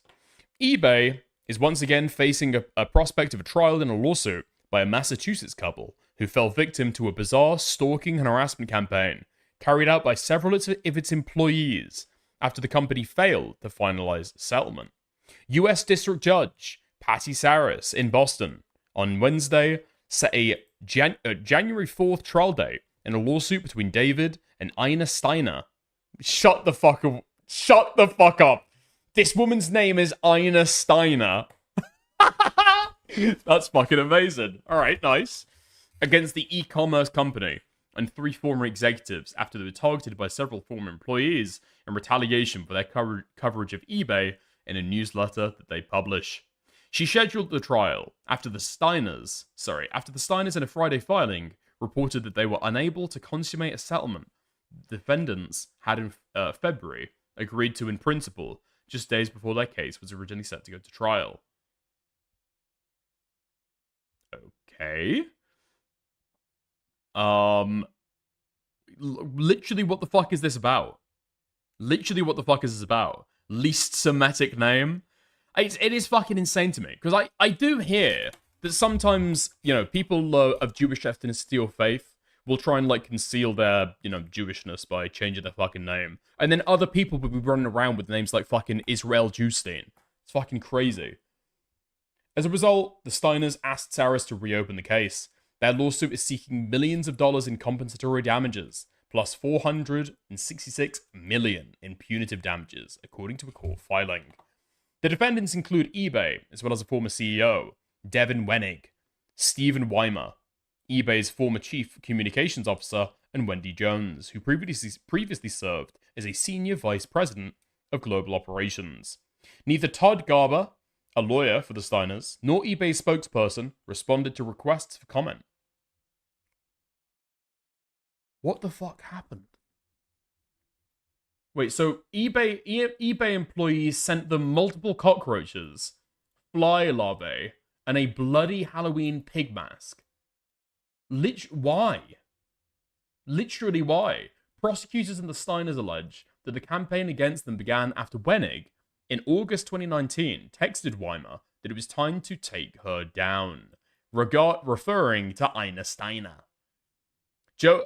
San Jose, California-based eBay agreed in 2024 to pay $3 million and enter into deferred prosecution agreements with federal prosecutors. Jesus Christ. Huh. Second article in inbox. I mean, it sounds crazy, but I don't know what I'm supposed to fucking say about that. That sounds totally fucking insane. Yeah? Totally fucking insane. I vaguely remember this. I've got no fucking clue about what happened there. Alright. Alright. Alright. Okay. Let's change tracks. Let's get into some of the fucking Tectone stuff then. So, from what I'm aware about what's happened so far, Tectone alleged to have received a community guideline strike, as well as copyright strikes directly from the pen of Hasan Piker. Now, at the time, this seemed to be largely fucking created in his own mind, because, well, you can't prove who a fucking community guideline strike got taken down by, and also, he's a huge fucking YouTuber. So despite the fact that the comment was about Hasan, I think there are probably a lot of people who fucking hate Tectone that are trying to come after him. And the move was largely made for fucking clout. I mean, for the longest time, Tectone has been trying to bait intentional bans, because I guess it was a marketing campaign for his streams for a little amount of time, right? Like, he was doing fucking crazy stuff. He was saying the F-slur incredibly fucking liberally, even more than iDubbbz back in the fucking day. This guy was going insane. And then also telling people to off each other in chat and saying about how he hopes or he wishes that the internet could be a different fucking place, or that YouTube would allow him to say slurs on stream. So it seems like he was intentionally baiting moderation action. That's what got him taken down on Twitch. Now, later on, he was saying the F slurs, ripping loose on YouTube. Eventually, apparently, he couldn't upload there either. So he moved to Rumble in an attempt to be able to escape those moderation decisions, because Rumble really cared about free speech. Now, after getting... what was it reduced to? What was it reduced to? It's very difficult, actually, to tell what Tectone's viewership was reduced to. Bro gets 100 concurrent on Rumble. Well, he does, except for when he's botting, right? It's actually difficult to tell exactly what numbers he's getting to, but I think it's been hovering around 1,000, something like that, right? And it's been falling off over time as well. I don't think he's been consistent with streaming, and he's not been streaming for very long. And what he's dude, it was so fucking funny. You've got clips of him like floating about, constantly complaining that his new chat over on Rumble is not there for the gameplay. He's burnt off all the normies. Nobody wants to watch this guy for anything anymore, other than calling OnlyFans women whores and glazing anything that Trump does. That's the only content that this guy can make anymore. But, as I say, he's back now. My YouTube channel was almost deleted forever. Oh, fuck me. That is actually fucking brutal. Oh, Techie. Oh, Tectone. Dude, less than 5% of your fucking sub number you get on a video talking about how your YouTube channel was almost taken down forever. Really? You usually expect drama frogs to be fucking on this stuff, and your fan base would be incredibly fucking activated. This is the well that all YouTubers go back to draw upon when the career's in the fucking gutter. My YouTube channel's under attack. 50k views? Rest in peace, this guy's career. I cannot believe we're saying this. And for a while, I did not think that I would be able to say this. But by some miracle of God, my channel did not get deleted. I really thought... Okay. Dickers, check his community post from a couple hours ago. What, is his YouTube channel under attack again? Posts. No! The cope begins. The cope begins. We are very shadow banned on YouTube. I will not let that discourage me, gentlemen. Do your part, like every video, and share with your friends. Oh. Because if you take a look to the rest of his... Oh, that is really fucking bad. That is really fucking bad. So he was posting 3 weeks ago, and then it's a stone cold stop. And he posts nothing. I mean, let's be real. He just wasn't doing the fucking numbers that he used to, even when he was uploading things from his Rumble channel. Right? Let's just be fucking real. I mean, he's cracking over 100,000 occasionally. Tectone used to be a huge YouTuber. Yeah, take a look at Most Popular. Alright? There we are. 10 months ago, 800,000 views. 11 months ago, 700,000 views. 700,000 views. 11 months ago. 7 months ago, 11 months ago, 11 months ago, a year ago. Now, he has done the worst thing you can do for a YouTube channel, which is delete the vast majority of your back history. That just kills you in the fucking algorithm. But I don't think that Tectone has been shadow banned. I would be extremely fucking surprised if that's the case. I think he's just nuked his channel in the algorithm, right? And the wackiest thing as well is that he has not deleted his old back catalogue for fear of moderation action. That's not why, right? All of the edgiest content is all the most recent content. And that is exactly why he's deleted the old stuff, right? Back when he used to be a fucking gay, liberal, fucking progressive, you know? I've got trans friends. I'm a pretty progressive guy. That's the content that he deleted, you know? The content when he was a self-professed gooner, jerking off the fucking hentai and talking about it constantly. Now he's on some fucking trad Christian arc, which does have a little bit of overlap with gooners, okay? It can't be denied. But he is pitching to a very different audience now. That's why he deleted those videos. Thought it was. And to be fair, these people, they played it really smart. In case you guys don't know, and I'm going to include a well-doctored screenshot as best as I can, showing you guys the full information. They came at me. They gave me their best shot, and they missed. I've got so many of these fucking people. So much of the drama that we're experiencing now, I'm telling you, with 100% certainty, I will never be able to prove this. You're gonna have to take my word on it, okay? So much of the drama we're experiencing currently is obsessive, is deranged, is schizophrenic, is mentally ill, and it's all dating back to the fucking COVID pandemic. Without the COVID pandemic, I don't think you would have had left-wing Twitter being as fucking deranged as it is. You wouldn't have Tectone being as deranged as he is. Ethan Klein, that never would have happened. Slash Simulator, that probably made him fucking worse as well. Literally all of the psychotic behavior you're seeing right now, it all goes straight back to COVID. And probably, let's be fucking real, the majority of the content creators who have been popping up in the last, like, year or so, you know, like 3 years, something like that, probably all got hyper online during COVID as well. It's been a massive fucking boom for the online space, and that's been fucking awful as well. Different reports came in on my channel at the same time. One of them hit. One of them was a warning, and the other one was dismissed. But what? Bro, shut the fuck up. The government just finished in Hasan. Trans people are killing tomboys, and you're surprised that you got fucking strikes for this shit. I mean, this is just the title. I'm not judging it. I don't want to hardcore judge it preemptively just based on that. I've got to imagine the contents are even fucking worse, though. And these are the ones that you're crying over? I don't know. Listen, I would usually have a little bit of charity for people when they get some community guideline strikes, because YouTube moderation is in the fucking toilet in terms of quality, okay? But with the way that Tectone intentionally, like, baits bans, and with how liberal he is with his language sometimes, and just how fucking deep he goes in for with the right-wing fucking LARPing, he does over-egg the pudding. He does over-egg the pudding. He does try and rage bait. Like, his primary content model right now, it seems like, for growth, is getting huge clips that go viral on Twitter and piss off a bunch of leftists so we can laugh at it. But unfortunately, when you rage bait people, you rage bait people, right? And when you're saying the kind of extreme things that he has to be able to rage bait people, I mean, game, set, and match. I do feel bad for him, though. I do feel bad for anybody who loses a YouTube channel, but it seems like he's intentionally baited this stuff. What they don't realize is I had another active strike on my channel all at the same time.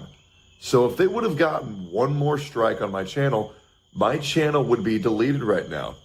But unfortunately for them, they didn't. And yes, in case you're wondering where these strikes came from, it was Hasan Piker. Hasan Piker! Not again! Not again! Hasan Piker is just the fucking Saturday morning cartoon villain of the fucking YouTube landscape right now. Everything goes back to him. Literally everything goes back to him. You know? Tectone, a lot of people call him a rapist. That goes back to Hasan, okay? Proof, you want my fucking citation? Watch the Think Before You Sleep video. Everything online comes back to Hasan. I didn't realize he had this much fucking influence, man. I mean, to be fair, he is how we, the Snarkers have got a connection straight to Washington. We made a few deals behind the scenes, we got Cash Patel in our fucking pocket. The FBI are ride or die Snarkers. Are we all surprised? No, I'm shocked. Because what I said was so tame.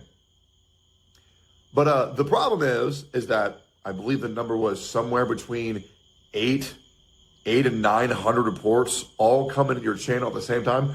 Hard for YouTube to, detect that. Especially as a guy who doesn't have a YouTube rep. Wait, how do you fucking know? Oh, is it from a YouTube rep? He knows that stuff. Reports all coming to your channel at the same time. But the problem is that I believe the number was somewhere between 8 and 900 reports all coming. I don't know. Do I believe that? I almost kind of do. I can't lie, right? Because Tectone is an incredibly hated figure online. He's not a very reliable narrator. So I'm not sure. Is that like a highball number? Would I put it slightly less than that? I would imagine this guy is getting an insane amount of fucking reports, though. I can't lie. Especially after the fucking rape drama. Coming to your channel at the same time. Hard for YouTube to, detect.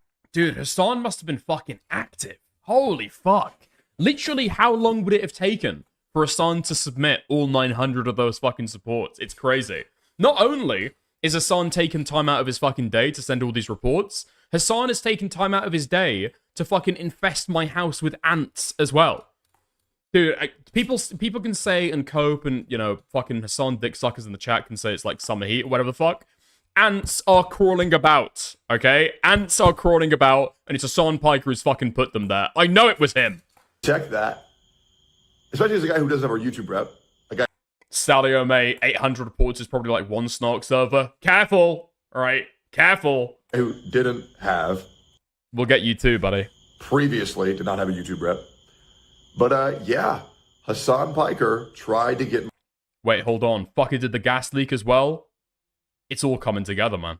It's literally all coming together. My channel banned. Because I said that he had feelings for Asmongold. I can't believe this shit. I really can't. Not only was it Hasan Piker, but... I mean, even when he's spinning bullshit fucking narratives about Hasan taking down his fucking channel, he can't even be honest about his own narrative. How is this shit fucking shifted this hard, man? Even his fucking story to begin with wasn't about having feelings for Asmongold. It was far more fucking sexually explicit than that, no? But as well as this was coordinated with the transgender community. Very interesting. Because Hasan Piker really loves coordinating with them. Very, very, very interesting. The guy who calls people streamers created in an Israeli lab, sends people in real life to harass people. What? Gets people to stalk me. No, dude, no! Legal Mindset's been sharing the fucking stash with Tectone! No! Dude, they're sharing a fucking supplier right now. Legal Mindset's kicked the fucking habit. He's off the fucking gang stalking train. Tectone is back on it, though. He's got trans individuals to stalk him around Texas. What? Okay, can somebody check Nicandros' videos when he started compared to now? And check the fucking pitch. That's what we're looking for, okay? Check the fucking pitch. We need to know what medication he's on. Coordinates with multiple other content creators, which I have screenshots of, by the way. Coordinates with multiple other content creators to do harassment campaigns on all of his ops. Are we really surprised? I hope not. He somehow managed to give me a copyright strike twice. Twice. Because I said he had feelings for Asmongold. Okay, so what he's talking about, it's like literally a fucking lie. Oh, you think it might be steroids, Clover? That's actually a pretty good fucking guess. That is a very fucking good guess, in fact. Maybe. I could see that. Yeah? Yeah? I could definitely fucking see that, actually, now that I'm fucking thinking about it. Fuck me. But yeah, he's totally non-coherent in any of this stuff. So he's lying, I guess, and he's mixing up his own fucking narrative. And then he's also mixing up between, you know, copyright strikes versus community guidelines warnings, you know?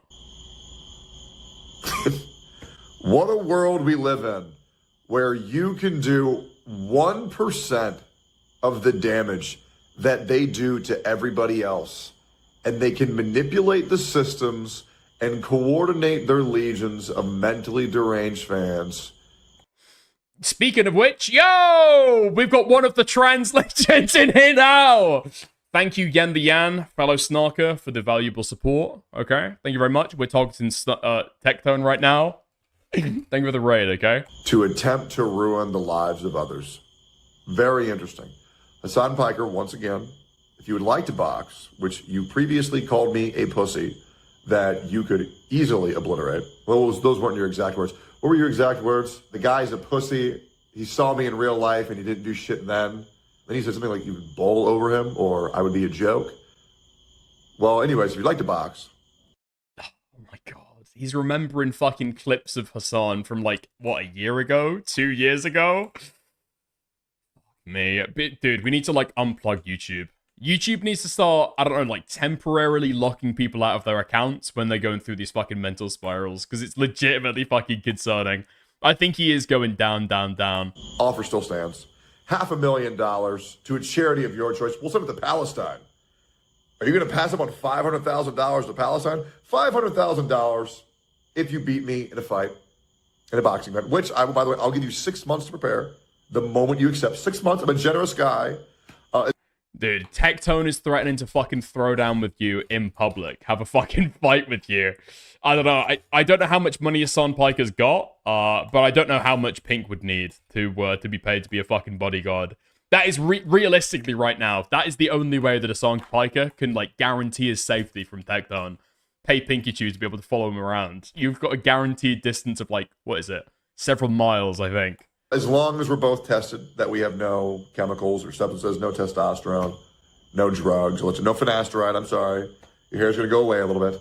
As well as I will delete my Twitch channel forever. Or I will delete a platform under choice. Now, anyways, let's talk about the future.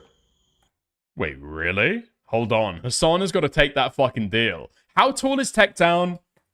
How tall is Tectone? How tall is Hasan? We've got to get this shit going now. We survived.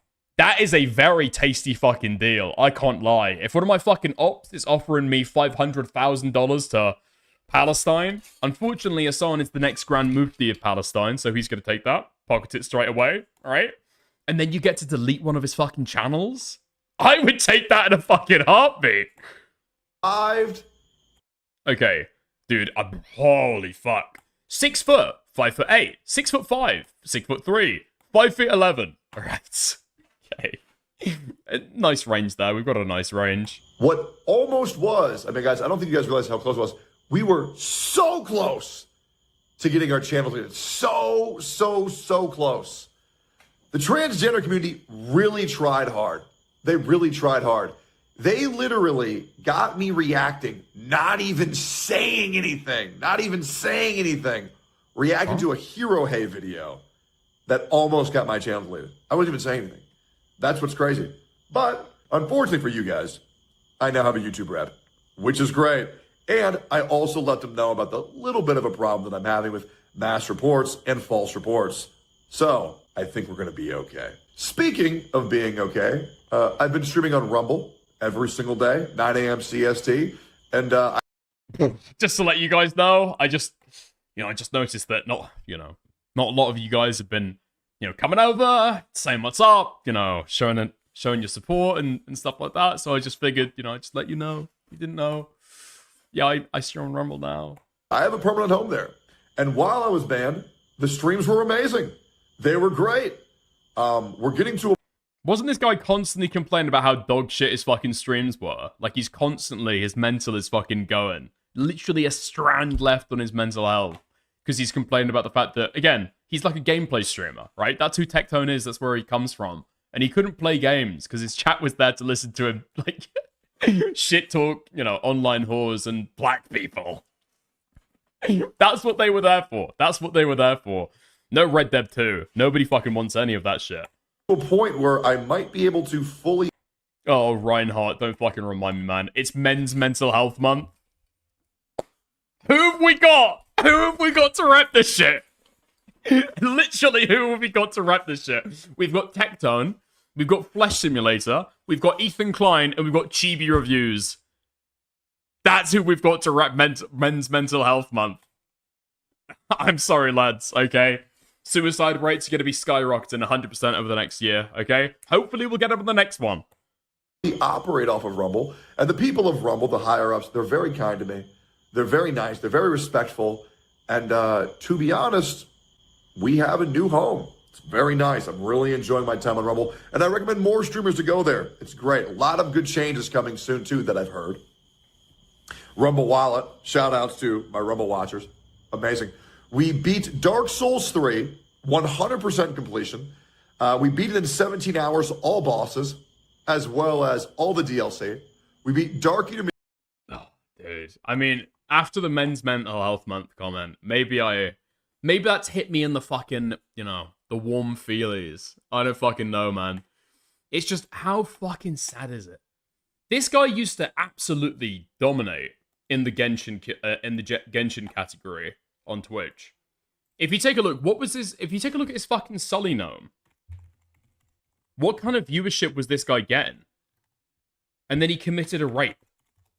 And it was all over. Okay, here we are. Let's go. Let's go. Let's go 36 days. Let's go more, actually. Let's go more. Let's go from the very fucking beginning, actually. Okay. Security verification. I just want to understand the heights. I want to understand the heights that we've fucking fallen from here. No, not that fucking month. How do you get it so it's like all time? How do you get it so it's like all time? All time viewership? Oh, can you like go to this and do it? Yeah, of course you can. Fuck me, man. Yeah, this guy used to be fucking big. If you just go for like the average viewership numbers, even with that, 3,000. What is he getting? 5,000, 4,000, 5,000. And now he's posting YouTube videos to be able to try and direct people over to Rumble because he's getting like, what, 500 people over there, 1,000 people over there. It is truly fucking brutal. He's getting like chud numbers now, I'm pretty sure. Deer and Sister Freed on our first try, using the same build as Asmongold. Shout outs to you, buddy. Took Asmongold, I believe, 96 hours to beat everything. Oh, God. And then, yeah, that's what he spends his time doing. Constantly trying to shill Rumble as though his audience doesn't already know that he's over on Rumble, right? Just nobody wants to use the platform. I think he's probably reached saturation.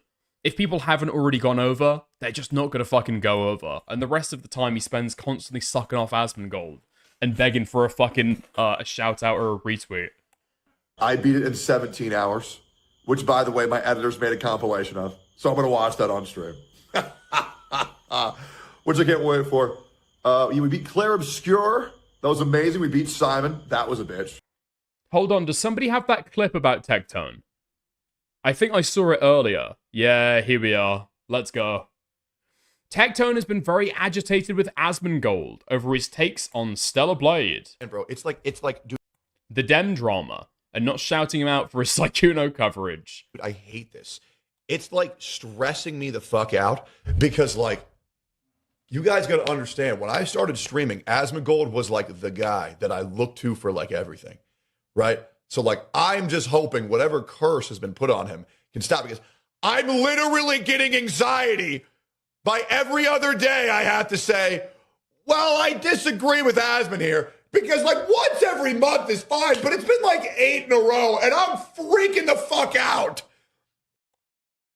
Been having lots of fun over on Rumble, guys. Really fun streams. You know, we've found a home there. We've found a home there. We've been really loving life over on Rumble.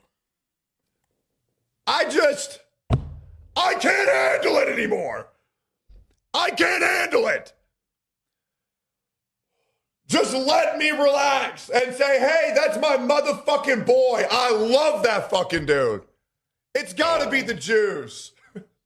I just don't think it's that deep. You don't understand, man. I don't think, like, once again, there's a reason why I don't call Asmongold an acquaintance. I call him a friend. I don't like there even being a chance of me beefing with my homies. And I get it. You can disagree.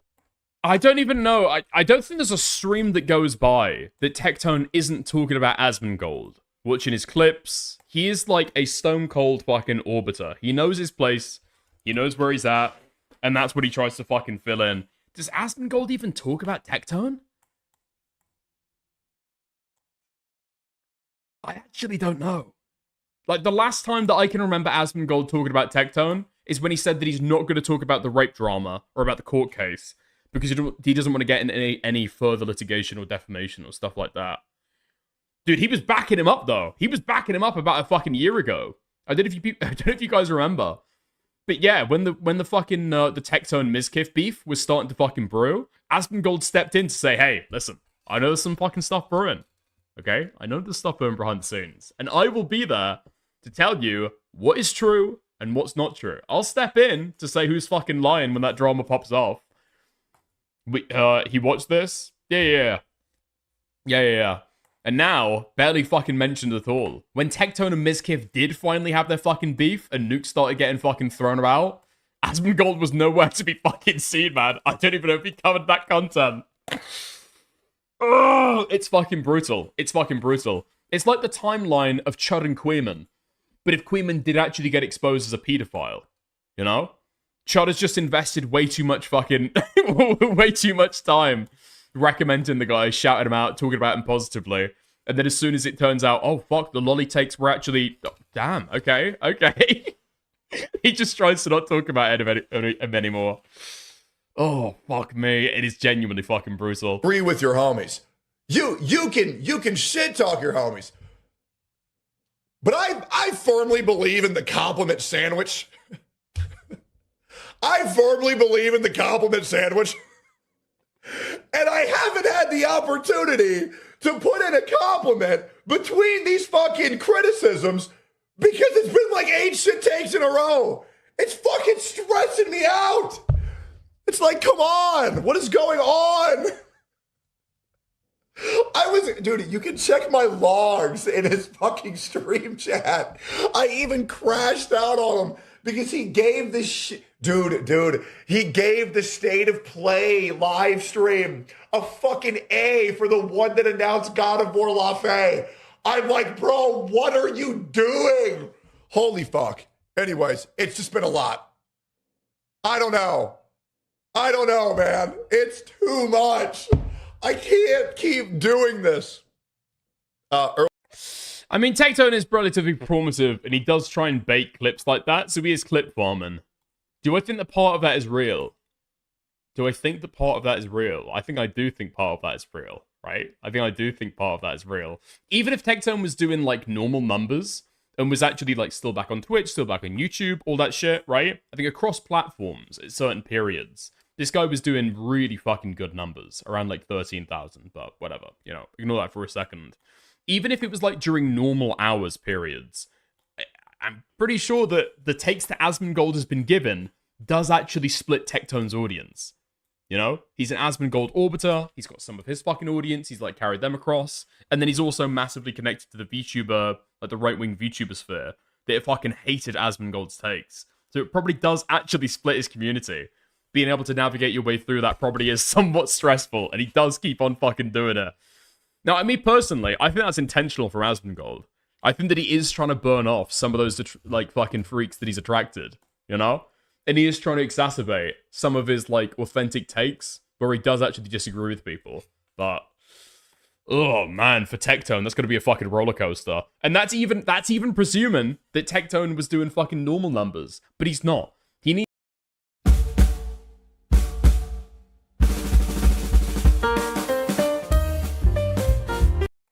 Oh, we're back! Okay, nice. Yeah. But yeah, like I was saying, all of that's assuming that Tectone was even doing normal numbers, right? He probably needs Asmongold more than he's ever needed Asmongold in his fucking career. It's gonna be a lot of fucking stress for him. Holy shit. That was a big F as well. Holy fuck. Early morning crash out too. He's just a Democrat. No, he's not! No, he's not! He's not, and I will not tolerate you calling him a filthy Democrat. I think somebody asked about Asmongold. You think he's cutting the fat? I think he's just attracted a lot of people and got a lot of associations with people that he hasn't actually, like, wanted to get an association with, right? A lot of people have wound their way in to an association with him that he's never actually accepted, but they're seen as Asmongold orbiters, right? Nux, I don't even know if Asmongold has been that deep with Nux, right? Because I know there was the clip at the time where he's like, do I watch Nux's content on stream? I don't think I do. I mean, he's clearly in the same sphere as him. Nux is associated with him, but Asmongold never accepted that association, right? He never accepted that association. Nux just wound his fucking way into the Asmongold orbit. And so I do think, because this has happened a couple times now, I do think that Asmongold is trying to burn off like a certain portion of that audience, or at least burn those associations. And a filthy liberal. Since the dog killing take in Stellar Blade, he's been way off. You're not hallucinating. I swear to God, I'm the dude. I don't know, man. I feel like I'm the only motherfucker who sees this. Okay, is there anything else? Videos for this guy. I made 18 videos, and guess what? Guess what? And I'll just say this shit too. You know what else I did? I DM'd him directly day one, and I said, brother, if you need any advice, I have your back no matter what. And I gave that motherfucker advice on how to fucking come back to streaming. I don't care. 18 videos, and I was there for him day one. So I swear to God, Asmon, if you leave me out of this list another time, I'm going to lose my mind. I got so much shit for having this guy's back, and I did it anyways. I made over... Oh, yeah, I'm sure, bro. I'm sure. Yeah, you probably got a shit ton of backlash, fellow OTK streamer, back when you were backing up Asmongold. When Asmongold came back to streaming, was there any actual drama there? I don't think so. I don't think Asmongold had massively weighed into politics. Not like he was now, right? Right? The idea that he got a shit ton of backlash for backing up Asmongold back then is just not true. Over 11...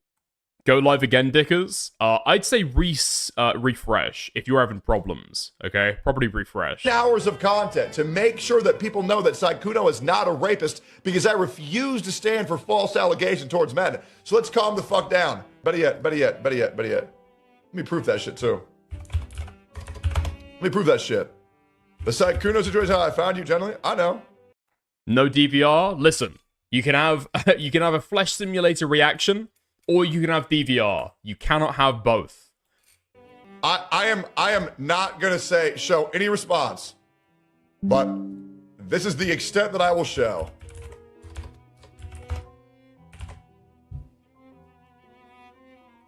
April 14th. That's me. DMing him, and it was fine. Guys, let's go ahead and all this stolen valor type shit. Me and XQC. Bitch, you made 2 videos. I made 20 hours of content. I'm sorry I accused you of owning only 7 shirts. Inbox.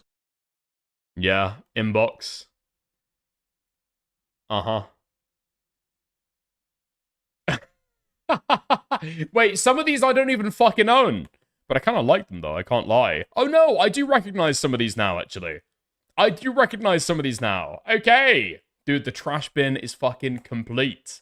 Thank you. All right, yeah. There we are. Wait, I can't believe that Tectone is trying to get a fucking W over the Sykkuno drama. Did anybody see Tectone's clips over the Sykkuno drama? I think J-Stalk was talking about Tectone's fucking takes over the Sykkuno shit, and I just had no fucking clue what he was talking about. I literally had no fucking clue what he was talking about, because it just wasn't relevant. It wasn't popping up on fucking Twitter.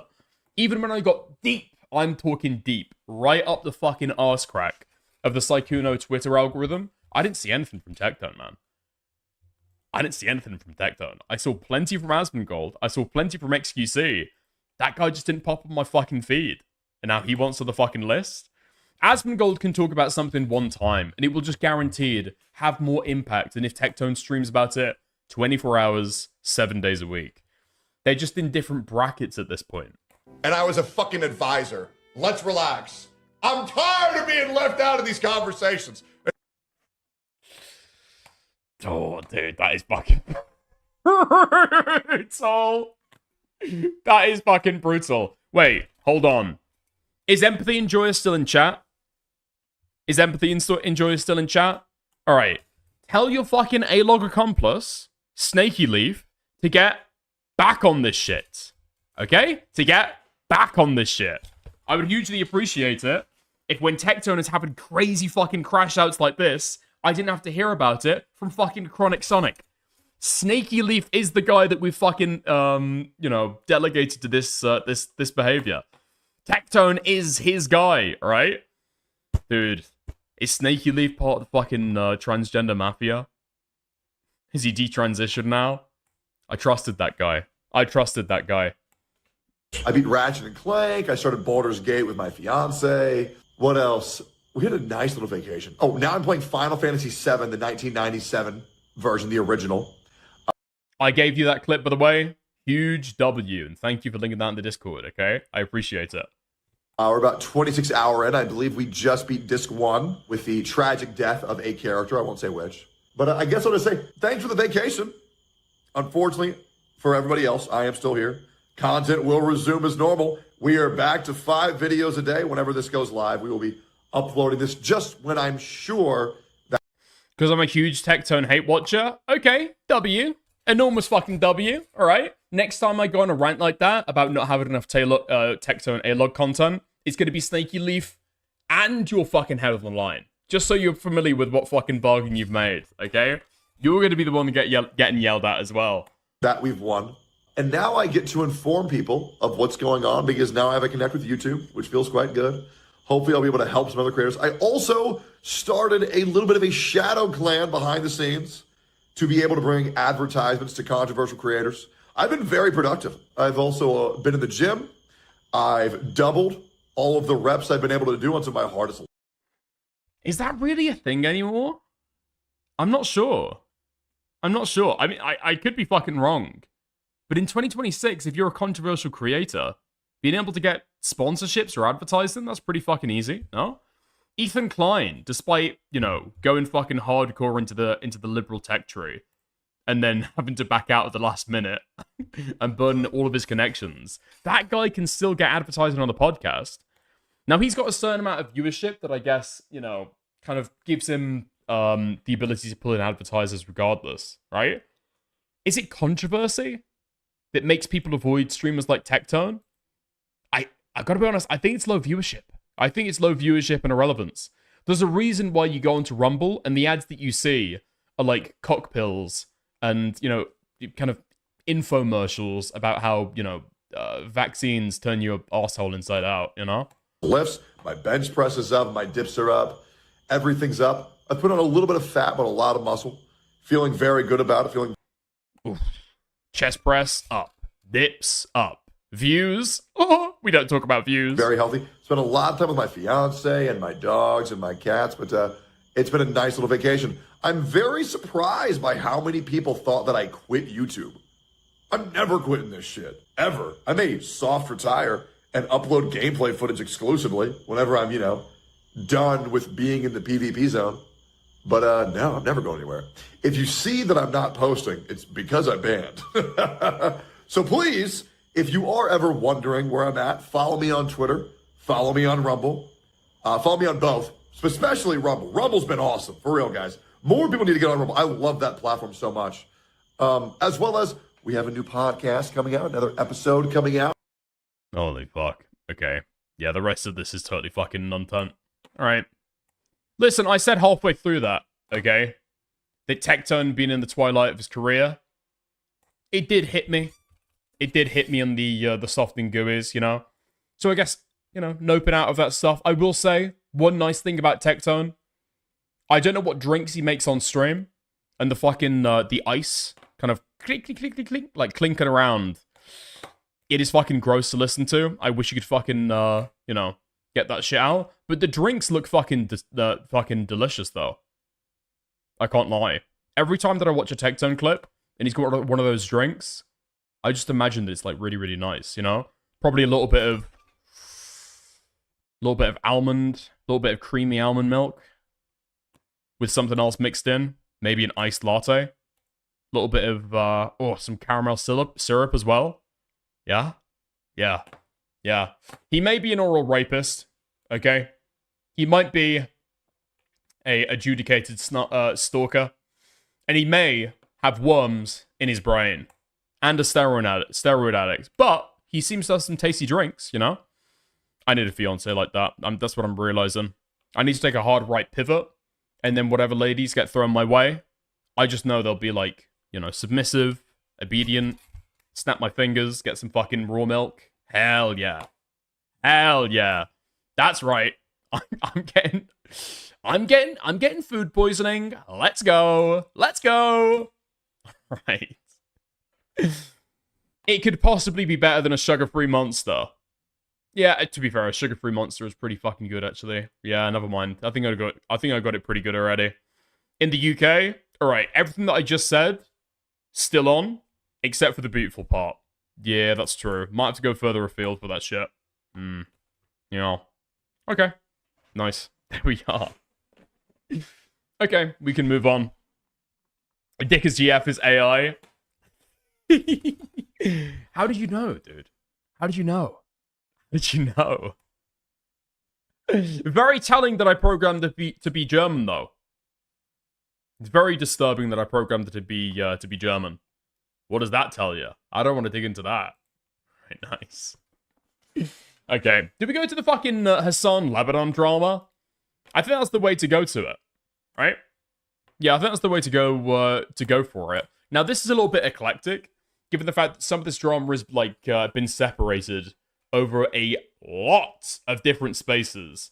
But I think the easiest way to start it out is just with a fucking Hasan tweet, because he reads through Brandon Buckham anyway. It's like, this is where we've got to. This is where we're fucking getting to, you know? Brandon Buckingham is so fucking irrelevant that he's like, oh, my friends in Lebanon think that you're gay, actually. My friends in Lebanon think that you're not a friend to the Muslim world, to the Middle East. Like, bro, okay, right. Yeah? Okay, nice. I just hate the fucking standard this shit is being fucking created. I mean, realistically, it's actually fucking not. You know? Like, Brandon Buckingham and Hasan are just completely different fucking creators. The idea that you need to go to a country to be able to care about what happens there. Anyway. Let's go in for it. Let's go. I think I got a clip around here. Last night on Twitter, there's this guy, Brandon Buckingham, who's like a massive, I don't know if he still is, but he used to be a massive fan of Sam Hyde. He's a pedophile, neo-Nazi, right? Wow, I didn't know that lore about Brandon Buckingham.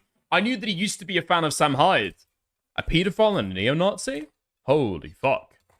And he tried to do like a call-out post on me, and I saw it, and I was like, sure. I mean, I'm fucking down to aid in this endeavor. And then he just didn't respond to me, which I think is very strange, right? So he once famously tried to, months after the fact, he tried to approach me at a Moist Critical event. And you know, he was trying to fucking talk about Sam Hyde, and I was just like, yeah, man, I don't fuck with pedophile Nazis. Like, I'm not. Oh, right. I didn't realize that these guys had a previous fucking beef, man. Wait, Brandon Buckingham. I spoke to this guy who told me he would rather steal tens of thousands of dollars from a child cancer research in exchange for not being in the same room as somebody who's suspected of being a Nazi. All his friends agreed. Okay, so I'm guessing this is going to be some kind of like gay, like lie retelling of a conversation where Hasan said that he wouldn't box Sam Hyde, even if it would get hundreds of thousands of dollars for children's cancer. Okay. We could possibly put the same fucking... Do we want to make the same offer towards Brandon Buckingham with Purple Parry Gaming? What do we think? I mean, Brandon Buckingham released a fucking video that got millions of views. People know about his beef with Parry, right? I bet we could get some fucking charity boxing shit going on between him and Parry. 100%. Parry's got... I can guarantee Parry's got nothing else better going on. All right? We could set that shit up easy. I'm trying to be around them. I don't know why you're defending. Parry will die if that fight happens. Yeah, possibly. I mean, would it even be a knockout? It might just be a heart attack, you know? But he'd do it for the content. I trust him. He'd do it for the content. Them, right? And he was so purple red when... Parry is too fat and short to box. Let it go. You're just like, you hate Parry so fucking much. You've watched far too much Aiden, and you're not even thinking rationally about it anymore, okay? Parry is fat and short. This much is true. Brandon Buckingham, his organs don't fucking work. If you're trying to seriously tell me those guys aren't on a level fucking playing field, you are actually out to fucking lunch. You are insane. This guy's got a heart that is working at 20% capacity. And you still don't think that Parry would be a fucking match for him? I would pay serious money to watch that fight. He mustered up the courage to... We will be able to decide once and for all. Was it plugged in? Question mark. Finally come up to me to talk about his, you know, the guy he's... I mean, ironically, the way that Parry can prove his entire fucking case that Brandon Buckingham did fake his hospital stay is if he gets beaten to a fucking pulp by B-Buck, you know? But again, I would pay serious money to see that happen. Wearing on a shirt is a pedophile neo-Nazi. That he never actually got what he wanted out of that back and forth interaction. So months later, he just lied about it. I spoke to this guy who told me he would rather steal hundreds of thousands of dollars from child cancer research in exchange for not being in the same room as someone he's suspected of being a Nazi. All his friends agreed, which is funny when Myth actually came in with a kill shot because he's standing right there. This is right after Creator Clash. He goes, "It's funny how you were talking about making amends and being chill regardless of our differences in beliefs. Then 2 months later grew the balls to tweet this. Bro was red in the face and stuttering while talking to us too. Funny." Right? And And since then, you know, I'll give him credit. Oh, he responded 20 minutes ago. Okay, good. I'm glad. I'm down to do it. Anyway, yesterday he posted this. He said, my friends in Lebanon and Palestine believe Hasan Piker only talks about their conflict for personal gain. He has made millions speaking on their suffering while sitting in his ivory tower. It's time Hasan flies to Lebanon to help people in need. I help dozens of It's just fucking insane. The idea that people in Lebanon are getting blown to fucking bits and they're reaching their hands out through the fucking rubble, covered in blood, their children are dead, to a fucking, I don't know, like an Associated Press camera going, Hasan Piker, he doesn't care about us. He could stop what is happening right now, but he does not care about us. Hasan Piker, come to Lebanon. I just don't think that's fucking true, okay? I don't think that's fucking true at all. Families with only $10,000. I imagine the difference he could make if he actually cared about people dying in the Middle East, boarded the flight, and brought them aid himself. Now, I think what's really... What are you fucking saying, man? People clowned on Hasan for his fucking Gaza take, which was that he would not be going to Gaza. That sounds really fucking risky right now. Unironically, I mean, I don't know what you wanted to fucking say. I've got a lot of sympathy with the people of fucking Luhansk and Donetsk in Ukraine, okay? I'm not fucking going there. What are you talking about? I've got a lot of sympathy with the people in Sudan. I'm not going there either. What do you fucking mean? I'm fine right here. Thank you very much. Thank you very much. I'm fine right here. It's like, I don't even know how to, what's the best analogy to be able to, like, compare it to? It's like, Saw 3, okay? You know, in the movie Saw 3, hold on. Syringe trap, Saw. Can I show this on YouTube? Yeah, I can show this shit on YouTube, alright? The clip is up there. Nice. Right? This scene from Saw 3, right? When the girl gets pushed into the fucking pit of syringes by that fucking, the Chad guy, because he's trying to find the fucking key. It's like me standing on the fucking sidelines and being like, oh, dude, why'd you do that to the girl in, you know, with the fucking syringes, man? Why'd you do that to her? You're such a fucking asshole after he's, like, pushed her in. And then she looks up at me and says, do you care? Do you actually care? You don't give a fuck about her. Go on then. Jump into the fucking syringe pit. No, thank you. No, thanks. I don't want to get into the fucking syringe pit to be able to prove that I care about the fucking syringe girl. What do you mean? Is that the standard now? You gotta jump into the fucking syringe pit to show you care? No, I won't. Thank you. But that's the fucking standard being created. No? Why'd you have the stupid no rewind thing on? Can we not? Unfortunately, we must, okay? Really funny about this is a white boy telling me, a Turkish guy, that I don't travel to the Middle East. I don't know anything about the Middle East. And you know, it's fine. It's very clear. It's very clear that he was trying to like bait me into some kind of thing, and it didn't work because I was like, sure. You know? I did it. Why can't he? For years, he has morally grandstanded and acted like these people matter to him. His audience thinks he cares, but why won't he go to Lebanon and help? I know hundreds of families being bombed who desperately need the money, Hasan. Enough role-playing, take action. I can connect you with the families in need in South Lebanon. Less than 1%. Dude, is Brandon Buckingham going to Lebanon? I think because B-Buck did go to Lebanon a little bit ago, you know? But I'm pretty sure that he went, you know, not when it was being actively fucking bombed. I'm pretty sure he went there after it was being actively fucking bombed to be able to make documentaries, which is like what he does, you know? But he went there to be able to videotape and document the depraved living conditions, right? It was nothing to do with them being bombed actively at the time. Absolutely fucking crazy. The idea that you'd go to a country that's currently engaged in a fucking war. With Israel, no less! With Israel! What are you worried about, son? What are you worried about? No, Israel has got a great amount of respect for journalists on the ground who go and visit the countries they're fucking bombing. What do you mean?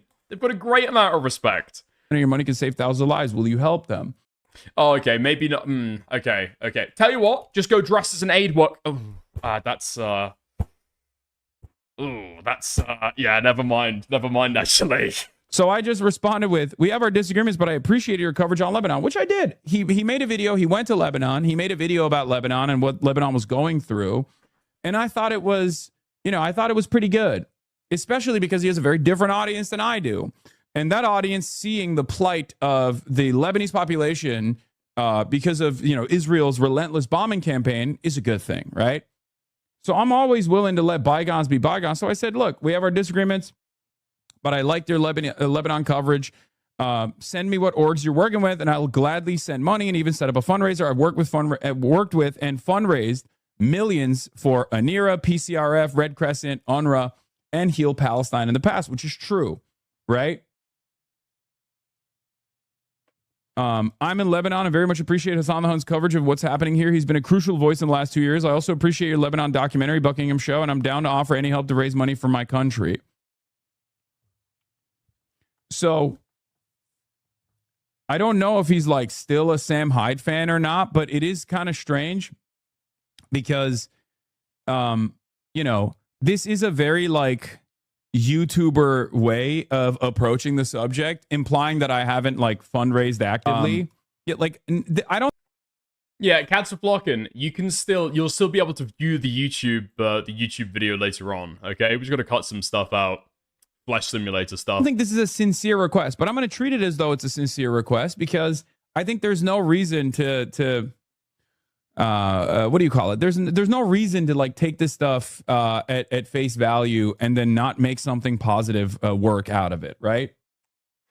Hasan comes up butthurt here. I mean, I can kind of understand why, He does the fucking trip to Cuba. He does the actual thing that Brandon Buckingham is here scolding him for not doing in Lebanon, He does that, and what happens? It's just like endless fucking coverage, like shitting on Hasan. Oh, you wore expensive clothes. You wore expensive clothes. You were propping up an immoral regime. Putting his fucking money where his mouth is. He was going to do it anyway. He's just happened to do it in Cuba, Oh, actually, the aid you gave is like actually useless. Actually, it's just performative. Actually, you're just laughing. Like, what is the incentive? What is the incentive? If Hasan doesn't donate, it's because he doesn't care. If he does donate, he's trying to do a fucking performative display of donating. If he doesn't go to somewhere, it's because he doesn't care. If he does go somewhere, it's because he's doing a performative display to fucking lob. There's literally no fucking win condition in this shit. There is actually no win condition in any of the stuff. So I can kind of understand being fucking butthurt over it. But, it is what it is. Crimea River. Yeah, listen, okay? I'm not saying there's not reasons to hate Hasan, right? There is. There is plenty of reasons to dislike Hasan and dislike Hasan's coverage on stuff. But unfortunately, people going in for the most retarded fucking dog shit, kind of clout grabs to be able to get attention off it and make content off it. So, yeah, it kind of completely fucks up the entire coverage. My friends in Lebanon and Gaza hate you. Like, to use Israel's violence as a talking point to like advance some kind of fucking YouTube meta is somewhat childish. And of course, people will lean into this and then be like, oh, Hasan, he's right. Hasan is hated by the Palestinian people and the Lebanese people. They think he's fake. They think he's phony. And this is the type of thing that I have seen from not just this guy, but like even people who consider themselves to be fucking leftists. And I don't really understand where this attitude is coming from. Why do we feel so comfortable in the Western world to talk about these issues as though they are, as though they're done already? Wait, that's it? Okay, that's it. That's it. Yeah, I'm pretty sure if you go to Hasan's Twitter now, though, is there a little bit else? Hasan Piker responds to Ethan sharing Brandon Buckingham's post on Instagram. Okay, we'll go for a little bit of this as well. Okay, we'll just go for the Ethan stuff. Yeah, we'll just go for the Ethan stuff. Right, let's grab some of these then. People are still being murdered, right? Every single fucking day. There's Palestinians being murdered in Gaza every single fucking day. There's Lebanese people being murdered in Lebanon every single fucking day by... What did he... Oh my god. I'll be the first to donate $10,000 to Hasan to help families on the ground in Lebanon. I'm going to donate regardless, but I'll give an additional $10,000 for the cause. I think it would be extremely powerful to people see firsthand via Hasan what the war has wrought upon Lebanon. Ela Klein currently calling up her former IDF contacts, giving the location data, sharing the face, sharing the name. By Israel and the idea that this is like advancing some sort of like YouTube beef is really stupid. But this isn't him being genuine. Yeah, I know it's not him being genuine. He's trying to make it into a drama thing, and immediately Ethan Klein also seized on the opportunity. Ethan Klein constantly wants me to be physically in the proximity of Israel's drone strikes. I don't know. Yeah, okay, there we go. He fucking clocks Why? it. I don't know what's going on with that. Remember when he was like, why don't you go to Gaza? Oh, that's right. You can't go to Gaza. You're a fucking bitch. And now he's like, why don't you go to Lebanon, Hasan? It's pretty crazy. It's pretty strange that Ethan Klein will take any initiative. He'll never just like fundraise for these issues on his own. He'll only do it if there's a YouTube drama attached to it. He'll only do it if he can get me to be in physical proximity of Israeli drone strikes and Israeli bombing campaigns. I find it very strange. I'm not going to say he wants me to be fucking murdered by the state of Israel. Actually, I will say that. I'm pretty sure he just wants me to be in that situation so he doesn't have to think about me any longer. I'm sure this will get twisted in some kind of anti-Semitic comment as well. I'm sure it will. Despite the fact that I'm pretty sure wasn't Ethan like given I could be wrong about this. Wasn't Ethan given support in justifying the strikes into Lebanon from Israel currently? Even while you've got the White House, the current fucking administration in the United States is like, oh, that's a little bit too rich. Okay, going a little bit too far now, lads. Going a little bit too far. Donald Trump says the shit is going too far. Ethan Klein and Ela? Nah, that's good, actually. We love that, actually. Which is, there's easier ways of no longer thinking about me, which is, I don't know, you can just, like, live your life.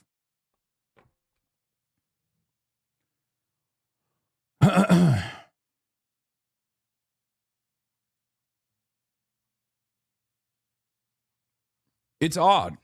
It's odd that his talking point always is, why won't you go and be in physical proximity of the Israeli state so they can fucking assassinate you? I mean, well, Hasan has got the snarkers and the trans community to be able to do his bidding, Ethan Klein has got the IDF. I think they're pretty evenly matched. Strange stuff all around. When YouTubers get involved in stuff like this, it just turns into something so gross, in my opinion. Dude, only Benjamin Netanyahu could have given him this idea. Only Bibi Netanyahu could have given him such a devious plan to enact. This is Okay. Is there something else? Wait. No. Is that the exact same shit? I think it is, right? The fucking fascist. Oh no, here's the fucking response to the clip. Wait, he doubled down on stream? Really? Oh my god. Okay. This is the one. Ethan Klein offers $10,000 for Hasan Piker to Hasan Piker for travels to Lebanon. Ethan recently.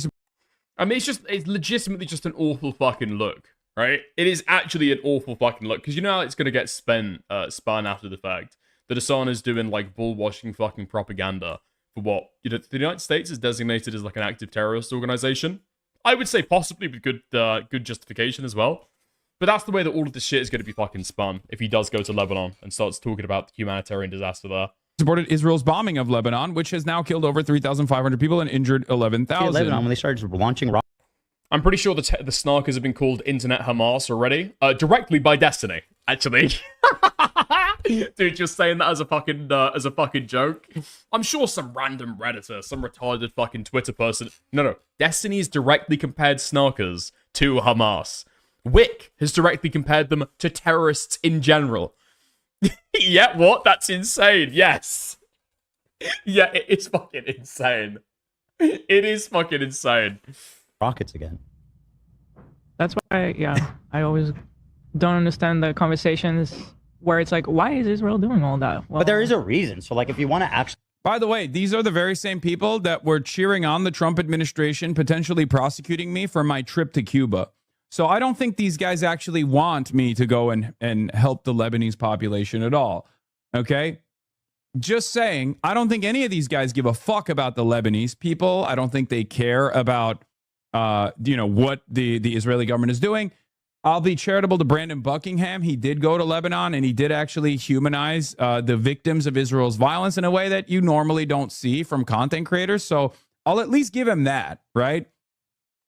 I don't know. Okay, listen. I know we're on the fucking snark train. I know that everyone's going one direction. I do think maybe it's not going to be the consequential take at the end, right? Like, you should stop bombing Lebanon because of the humanitarian disaster there. I think that Ethan probably does care about the humanitarian disaster. Like, when he's been talking about this shit before, he says that it's sad, but then he'll just put the moral onus on the side doing the terrorism, or whatever the fuck, you know? The enemy of Israel, if you want to use a little bit more of a neutral term. But no, I think Ethan probably does care about the Lebanese people who are experiencing fucking life-ruining conditions. But I don't think Ethan Klein cares about the Lebanese population. Here he is talking about how valid it is to fucking blow them up, how valid it is to destroy Dahia, how valid it is that Israel's blowing up Beirut again, right? Something that he's been in defense of over and over again. The very same podcast that has also celebrated when the Trump administration, the fucking fascist Trump administration, decided to prosecute me potentially, right? For my humanitarian aid trip to fucking Cuba. So obviously, I don't think he wants me to go to Lebanon because he sincerely cares about me helping the Lebanese population, where he's on the one hand defending their bombing, right?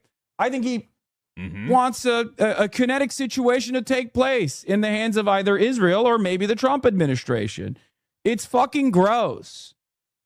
It's gross. It is the grossest, most narcissistic, most selfish motherfucking thing. It's pure Israel behavior, by the way. 100. Hasan should have just reacted to the fucking content nuke, man. Hasan should have reacted to the content nuke and stated his determination to be able to deprive Ethan of the views. That should have been how that fucking stuff went, right? But unfortunately, he avoided the copyright lawsuit. And now he's getting the fucking Israeli drones. 100% spiritually Israeli. I'm gonna let a larger, more powerful force take care of a problem for me. In this circumstance, Israel always relies on America. Here is Ethan Klein relying on the state of Israel. Yeah. I mean, kind of true. I mean, kind of true. I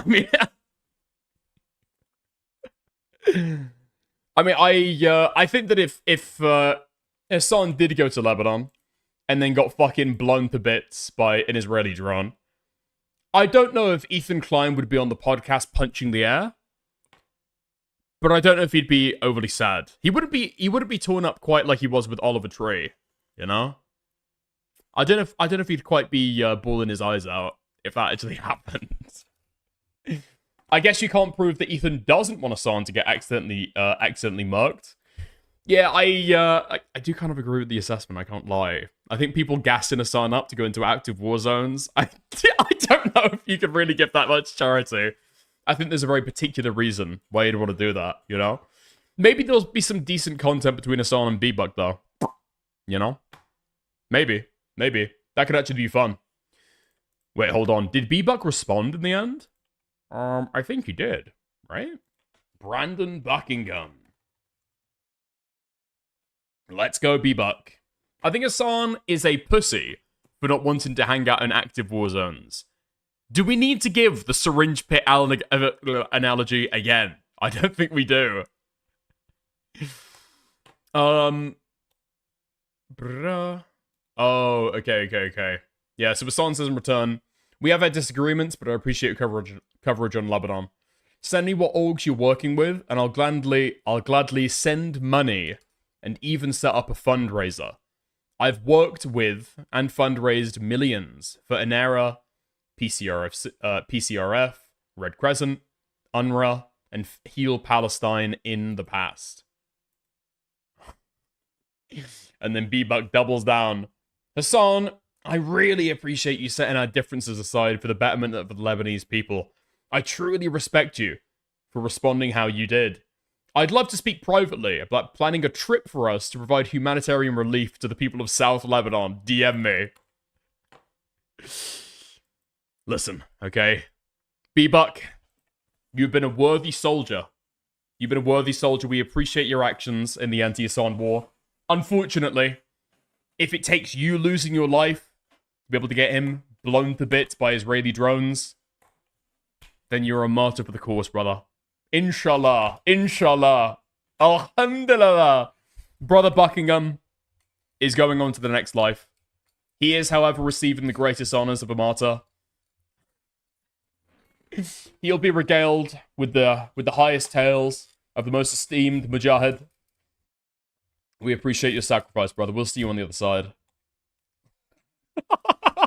Like, obviously, Hasan's not going to fucking Lebanon. I would say it's kind of crazy, though. No? I mean, it completely undercuts your entire point. Even if you don't want to make a personal judgment about Brandon Buckingham, it kind of undercuts your entire point, no?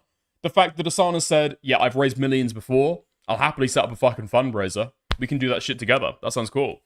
And then Brandon Buckingham is still setting it as, like, a term of the agreement that he's got to come to South Lebanon specifically to provide humanitarian relief. Huh? Who cares about the Lebanese people again? Who cares about the Lebanese people? I don't know, dude. I don't know. It seems like you're a little bit of a stick in the mud. You know? Setting expectations like that before you do a fucking fundraiser. But, yeah. See, I don't talk about any of this shit, right? I don't wade into this stuff at all. So I've got no fucking horse in the race about whether people do a fucking fundraiser or visit there in person. I'm a fucking pussy. I understand why people don't want to go to active war zones, but if you want to hold people to standards, fair enough. We appreciate your sacrifice, Brother B-Buck. Hasan should take Lonabox and use him as a human shield. I think Hasan's got some fucking bigger, fatter friends that he can use, surely. No? Except, you mispronounced North Israel? Yeah, okay. Nice. Nice. We like that. We like that. Oh, fantastic stuff. Alright, I think that's about all the Hasan, Brandon Buckingham stuff. We await to see. We await to see. I would actually dig some fucking content between Brandon Buckingham and Hasan Piker. And if it did end with both of them being killed, I don't know, I just watch this shit for fun, so, you know. What a horrible crime for the Israelis to commit. I'm sure that the International Criminal Court will hold them to justice for their war crimes. This time. Right? I mean, it's American citizens, surely. It's American citizens this time. Dude, could you fucking imagine if Brandon Buckingham and Hasan Piker go to Lebanon to be able to film it for a fucking documentary? They both get blown to bits, and that is the catalyst for for America finally cutting off aid to Israel. Dude, could you imagine that in active fucking in-world history? That would have to be written into the fucking, into the history books, right? That would have to be written into the history books. I'm not happy about the idea of them dying, okay? Just to make that explicitly clear. But it would be very funny. Yeah. Did you see the Israel and America are breaking up video I sent? I did not. No. I did not, unfortunately. And Anne Frank? Oh, right. The fucking Simon Whistler thing. No, I'm glad you've come around on Simon Whistler. Yeah. Total fucking hack. Content mill. Yeah. I mean, it's just, like, worthless. It's legitimately fucking worthless. I don't know. Like, go and just watch Kurzgesagt. Watch Kurzgesagt. Watch, there's 1,000 YouTubers who do 10 times the fucking, 10 times the quality of content that Simon Whistler does. You just have to, and let's be fucking real, okay? With the amount of fucking channels that bald fuck has, you're subscribing to the same amount in the end anyway. Just find a better history YouTuber to watch. Find a better finance YouTuber to watch. Just go and watch that instead, you know? You won't have all the fucking factual errors creeping into your fucking, your knowledge bank either. Okay. As the last thing, maybe last thing, we'll see how the viewership goes, alright? But maybe the last thing that we cover tonight, we've got a special little treat. I've been told that this is an emergency. We are finally dipping back in to the Shelbo 99 coverage. Because Shelbo has been spotted at the Harris County Commissioner's Office speaking publicly at a town hearing. Let's see what he's advocating for. Let's go. Next is non-agenda speaker Shelby Jacobs. Joseph Benson, Jackie Anderson. You each have 1 minute. Where is he? Where's that boy? Yes, hi, my name is Shelby Jacobs. I'm here to talk. Let's go! Let's go! The return of Shelbo, dude. The return of Shelbo. Talk about something that's been going on since 2018. Please be witchcraft. Please, dear God, be about the active witchcraft campaigns. It's a bit of a biblical principle. You know you're in for fucking Kino when Shelbo starts talking about biblical principles. Through witchcraft. Someone's been following us from year to year, stalking us, wanting to do things to us, and even causing me mental health disorders, getting called schizophrenic and everything. I've called the police about the situation, and nothing's being done because they call it a supernatural phenomenon. No, he's going to the fucking town hearing to complain about the witchcraft being done against him. What are the police supposed to do about that? Literally, what are they supposed to do? Pre-watch? This literally just got sent to me in Discord, okay? I'm watching this shit fresh. I've got no clue what's coming up here. I come to Commissioner's Court today to bring this to attention because it did affect my mental health going into different facilities where I've been asked several questions of my mental state of mind. As you can see, my mental state of mind is of great health, but because of the situation, it is on my record. Thank you, sir. I'll have my staff visit with you.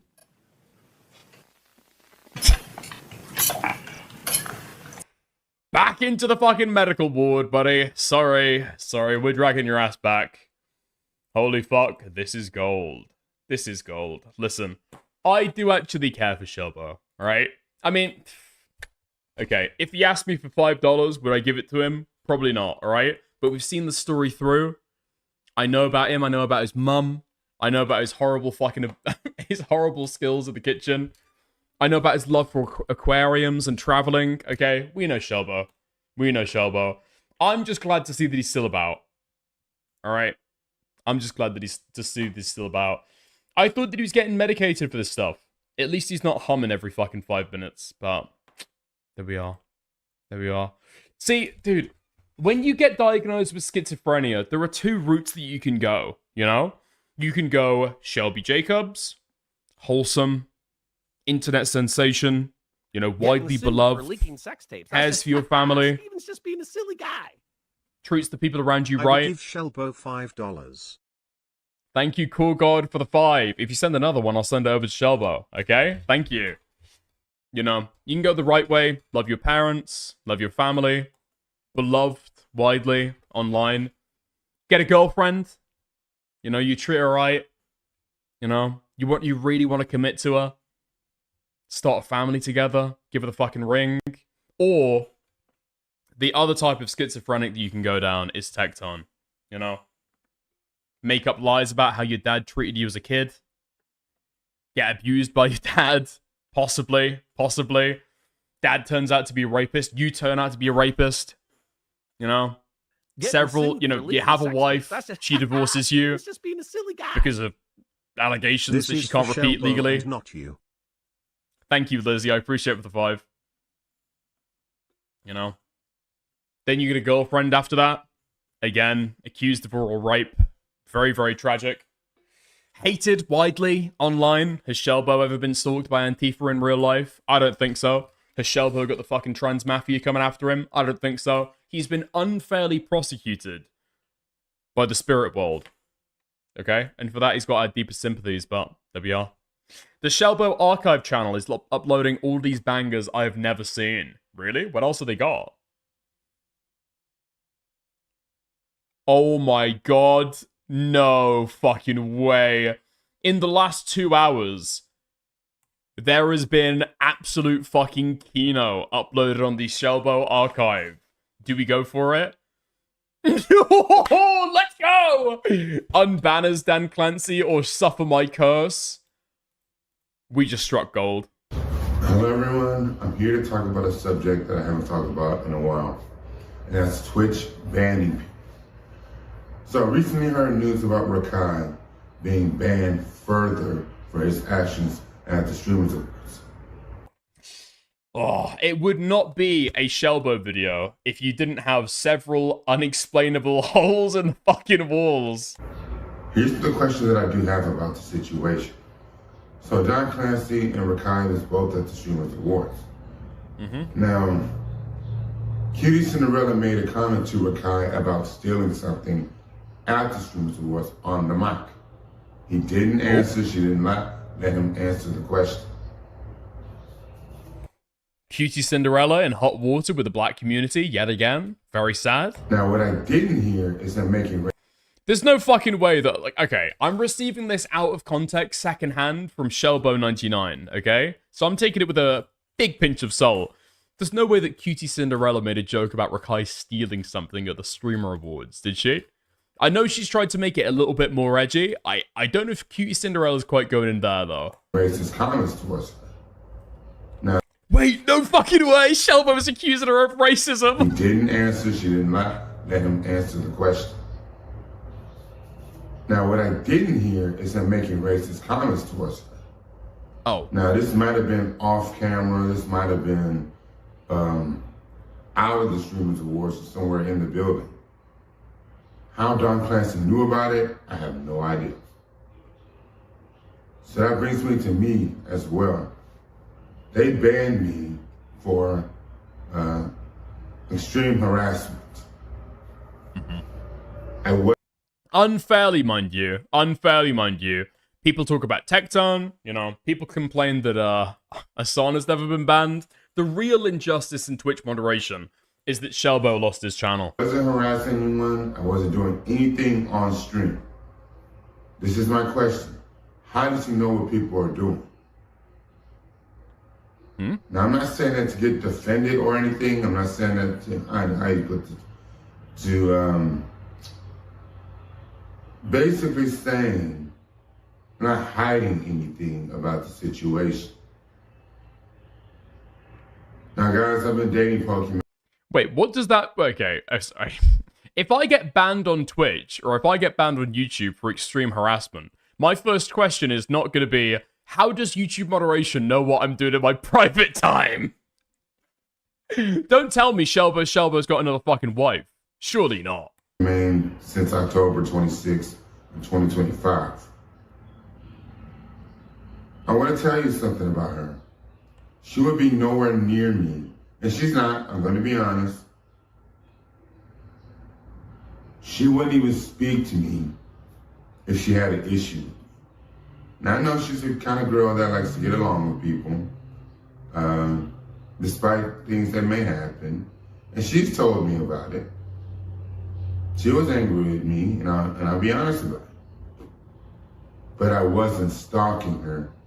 Now, I don't know how Don Clancy would have gotten that information or anything.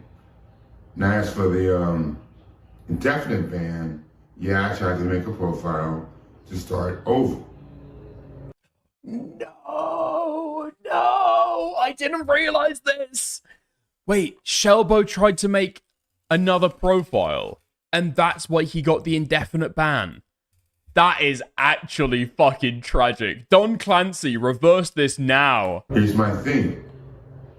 Why, if I make another profile, did I get banned on both profiles? I didn't do anything on the new profile. So this is my thing about Twitch. How is anyone still making it? How is everyone not getting banned? Especially when I didn't do anything wrong. My manager has spoke to Twitch, and they are not uplifting the ban. That brings me to Rakai again. They're extending his ban until January 1st for something that he may or may not have said. This is the main question I'm saying to you. How does he know? That's all I'm gonna say. Okay. No, free my mans 100%. Alright, last little thing to play us out. Alright. I saw this after liking one Queeman tweet. I've been told to look in the Discord general. And apparently somebody's seen a post from Flagpilled.